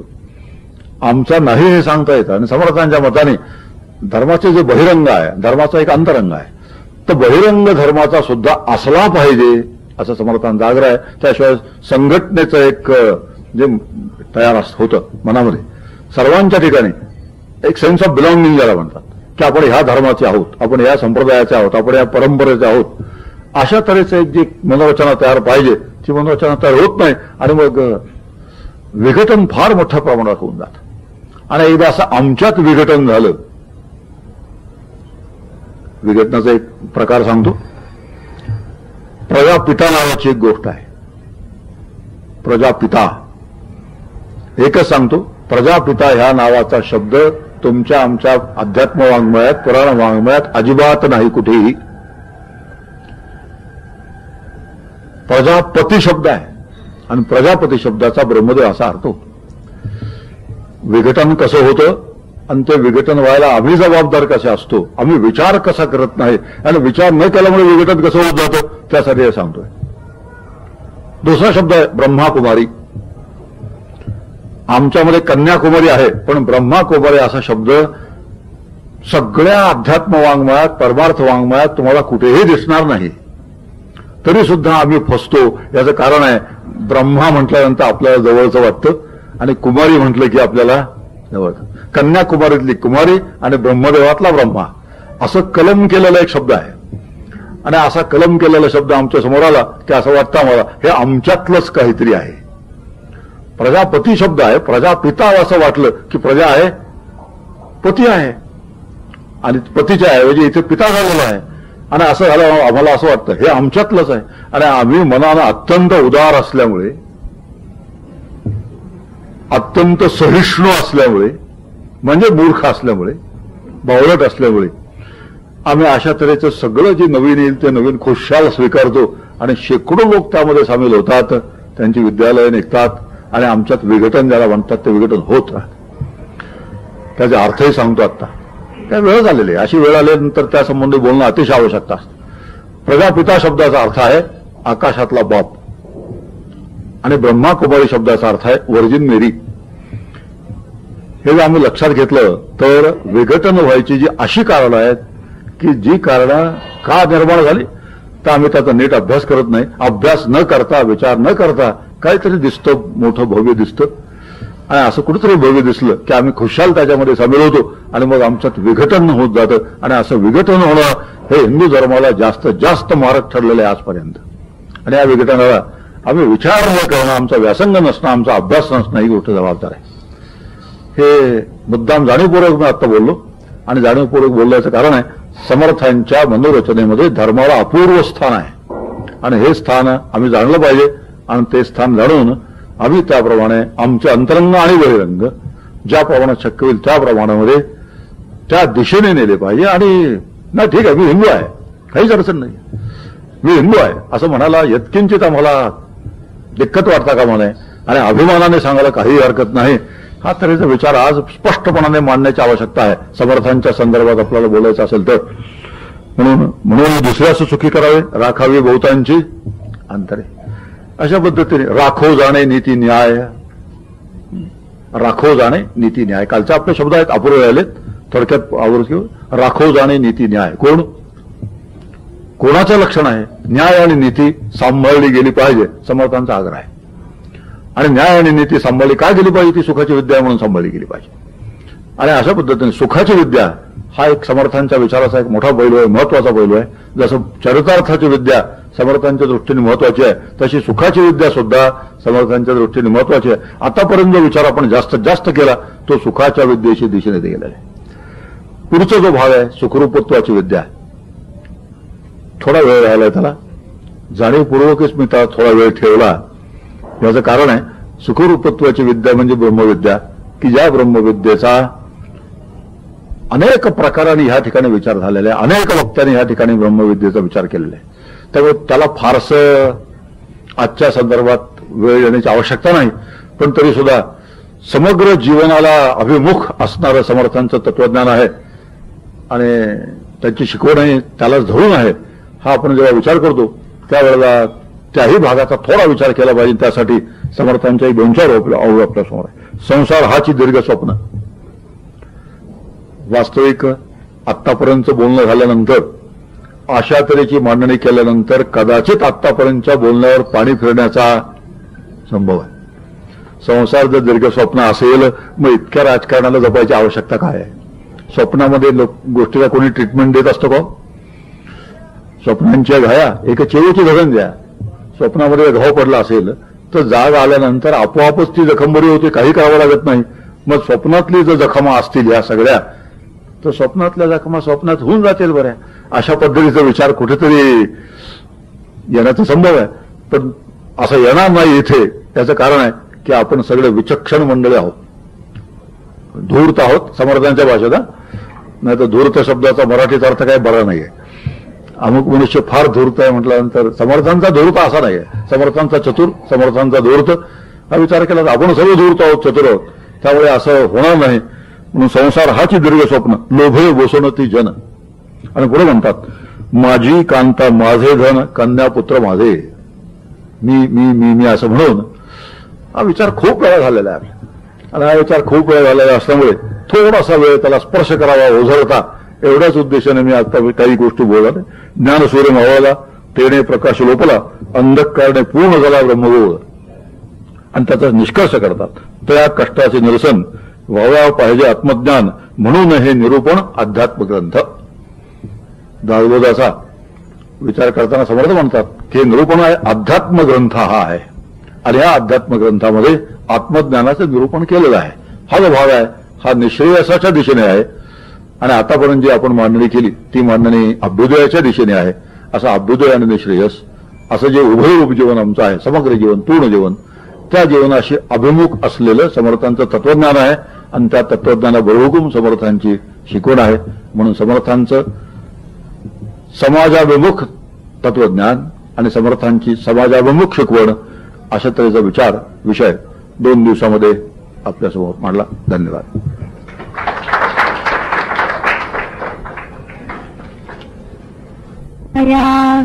जनहित विवरी